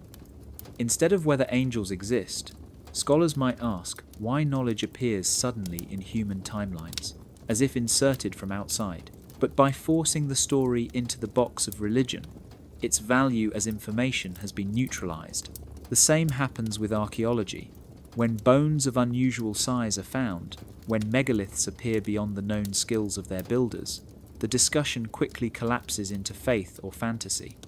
Believers claim they are proof of scripture. Skeptics dismiss them as exaggerations. Rarely does anyone treat them as data, evidence to be studied on its own terms. The false choice ensures that the truth is never reached. The facts are caught in a tug-of-war between two sides, more concerned with winning the argument than finding what really happened. This rigged frame serves power. If you keep people trapped between faith and knowledge, you can control both. The Church claims authority over the faithful, the Academy claims authority over the rational, and neither must confront the possibility that the story of fallen angels contains truth beyond both systems. It is not about belief, it is about memory. It is about whether humanity is allowed to remember a chapter of its past that points to forbidden contact and erased history. Imagine if the Watchers were studied as data, their names treated as records, their teachings as early markers of technology, their appearances cross-referenced with star maps and geological events. Suddenly, they are no longer angels or demons. They are a missing chapter of human history, one that explains why knowledge rises and falls, why myths align across continents, why the same story repeats in every culture. The false choice of faith versus knowledge keeps the door locked, but once you refuse the choice, once you begin to see fallen angels as evidence, the frame cracks. And behind it lies the possibility that history has been rewritten not to protect belief, but to protect power. The Vatican's secret archive is a place almost no one has seen in full, yet its shadow stretches across history. Officially, it holds more than 50 miles of shelving, millions of documents, papal letters, and state treaties. What lies deeper is another matter. Scholars granted brief access describe strange restrictions. They are shown only what they request by title, never free to wander. Catalogues exist, but even those are carefully filtered, their entries vague or incomplete. From time to time, fragments slip through, second-hand accounts of things that should not exist. These fragments suggest that somewhere in the vault are records tied directly to the Watchers and the erased history of fallen angels. One clue comes from restricted catalogue entries dating back to the 19th century. Researchers reported finding references to texts attributed to Enoch, Jubilees, and unnamed angelic codices. Yet, when they returned later, the entries were missing. Instead, they were replaced with generic descriptions like theological treatises or apocryphal fragments. The suspicion is that the catalogue itself is redacted, its true contents hidden even from those allowed to study. A library that does not list its books is not a library. It is a vault. Letters provide another fragment. In the early 20th century, a German scholar wrote of viewing a sealed manuscript said to describe the descent of angels who revealed arts of war and stone. He claimed the manuscript contained names not found in any known manus, Bible, along with drawings of figures holding compasses and strange tools. He later sent letters to colleagues, but only the replies survive. His original descriptions are missing, torn from archives, while the replies politely thank him for his findings, as if the record once existed but was erased. The most startling fragment comes not from scholars, but from rumour among archivists themselves. A floor plan circulated in the mid-20th century, supposedly sketched from memory by someone who worked briefly in cataloguing. It showed multiple levels, including chambers far below ground that are never mentioned in official tours. One level was labelled only with a single word, Angelica. Whether this was an inside joke, a misdirection, or a clue is unknown. But if real, it suggests there may be entire wings of the archive dedicated to subjects the Church has long suppressed. Skeptics argue that these fragments prove nothing. Catalogues change, letters are lost, rumours spread, yet the pattern feels deliberate. Every piece points to something present but unreachable, like shadows cast on a wall by objects we cannot see. The very act of redaction speaks loudly. Why erase catalogue entries if they mean nothing? Why hide letters if they are harmless? Why deny maps if the layout is only stone and shelves? What survives of the vault is not what is inside, but what leaks out. Restricted entries, missing letters, whispered floor plans. Together, they form a ghostly outline of a collection we are never allowed to see. If even a fraction is true, then the most dangerous story of humanity, the story of fallen angels, is not lost. It is locked beneath the city of light, hidden not by accident, but by design. If the Watchers truly walked among men, their most enduring legacy was not their presence, but their tools. The Book of Enoch describes them teaching forbidden arts, gifts of metal, mirrors, stars, and charms. These descriptions sound vague, even mythical, yet scattered across history are clues that suggest something more concrete. What if these were not symbols of temptation, but fragments of a lost technology of contact, a set of tools that allowed humans to bridge the gap between heaven and earth? And if such tools once existed, where did they go? Consider metallurgy. Azazel is accused of teaching men to forge weapons and shape ornaments from bronze and iron. That detail stands out because metallurgy appears in history not as a slow climb, but as a sudden leap. Civilizations with no known links suddenly began crafting advanced alloys and weapons. Perhaps the teaching was not simply how to melt metal, but how to encode shapes and symbols into it, seals of power that acted as more than decoration. Archaeologists have unearthed blades that resist corrosion far beyond their age, or ornaments inscribed with patterns resembling star maps. Were these simply artistic flourishes, or were they designed as tools to align with forces beyond human reach? Optics is another example. Ancient texts speak of polished stones that revealed hidden truths, of mirrors that showed visions. Legends from Mesopotamia to Mesoamerica describe lenses used to focus light in ways that seemed magical. Today, fragments of crystal lenses exist, some shaped with a precision that should have been impossible. Could these have been devices taught by the Watchers? Tools for seeing beyond the ordinary, perhaps even for opening communication with realms unseen? Cosmetics, too, seem trivial until you realize they were often tied to ritual. The Watchers are said to have taught women how to paint their faces and adorn their bodies. To modern ears, this sounds like vanity. But pigments and powders in the ancient world often carried unusual properties, from reflective particles that glowed in torchlight to plant extracts with psychoactive effects. Was this simply beauty, or was it preparation, a ritual technology that altered perception, creating states where contact with the divine seemed possible? Then there are the maps of the stars. The fallen ones were accused of teaching astrology, yet what they passed down may have been more than horoscopes. Many ancient monuments align perfectly with solstices, equinoxes, and the rising of specific constellations. These alignments may have been part of a larger system, a calendar for encounters.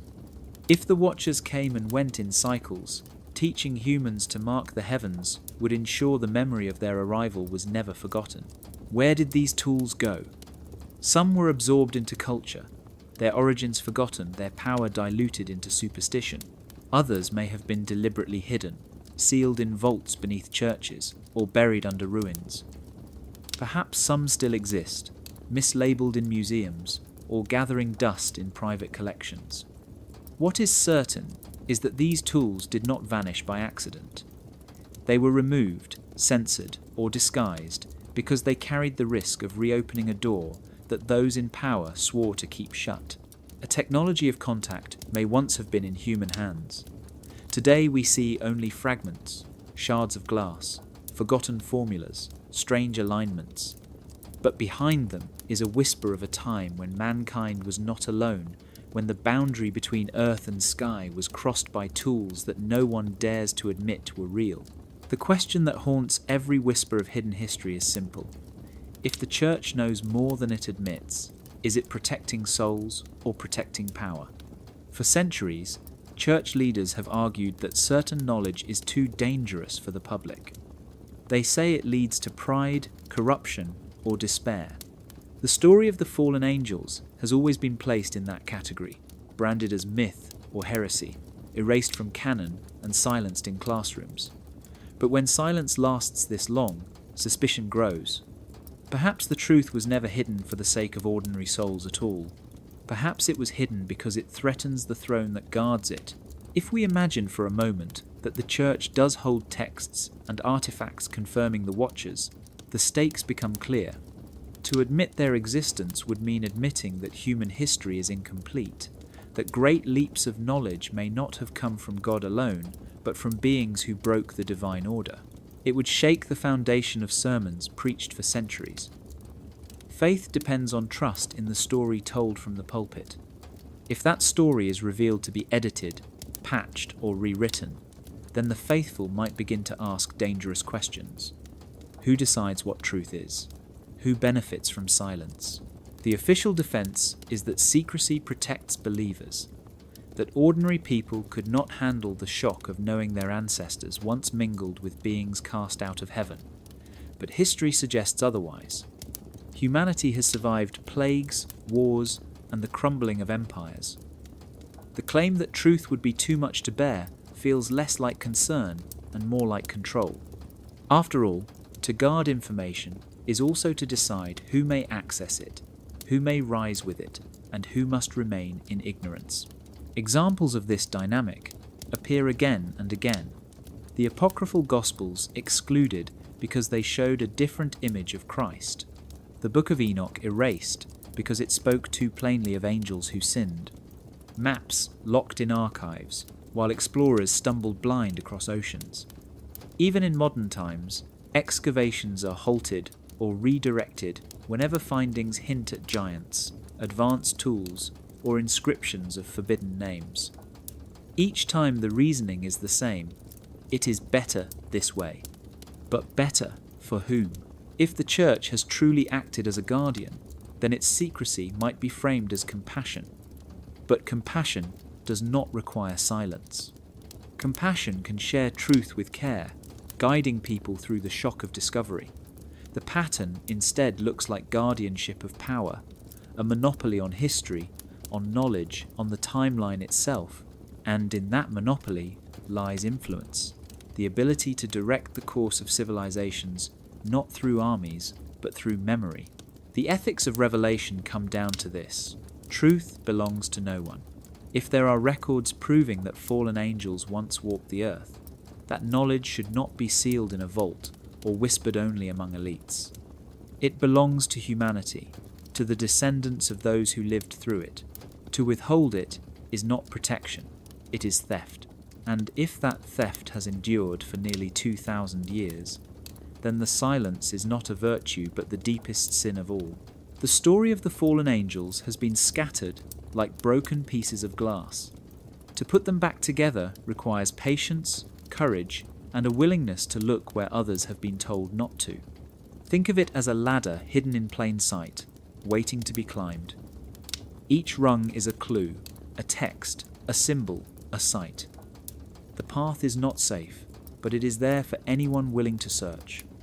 Opening the ladder begins with words, because what has been erased from canon often survives in fragments. The Book of Enoch is the most important of these, a text once revered and then buried, yet still whispering of watchers, giants, and forbidden knowledge. Alongside it stand jubilees, the Testament of the 12 Patriarchs, and fragments from Qumran, where scrolls pulled from desert caves preserved memories the Church hoped would vanish. Reading these texts is not easy, but they are the first step, rungs of a ladder, that lead out of silence. Symbols form the next rung. Medieval manuscripts are filled with strange marginal drawings that at first seem playful or decorative. Yet many scholars have noted patterns: angels with too many wings, giants hidden in the borders, stars mapped with unfamiliar precision. Cathedrals carry their own secrets: geometry that encodes ratios tied to astronomy, carvings of beings that look less like saints and more like watchers in disguise. Even the stained glass of certain chapels tells stories that never appear in scripture, stories meant for those with eyes to see. Decoding these symbols is like learning a second language, one spoken in silence to outlast the sensor's hand.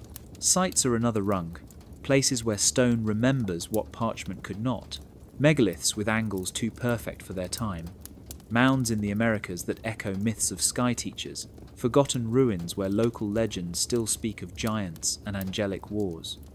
Archaeologists often dismiss these as folklore, yet the consistency of the stories across continents is too strong to ignore. To stand at these sites is to feel the weight of something that does not fit the official story, something that points upward toward the ladder's hidden structure. But the climb is not without danger. To ask too many questions risks being labelled eccentric, conspiratorial, or even heretical.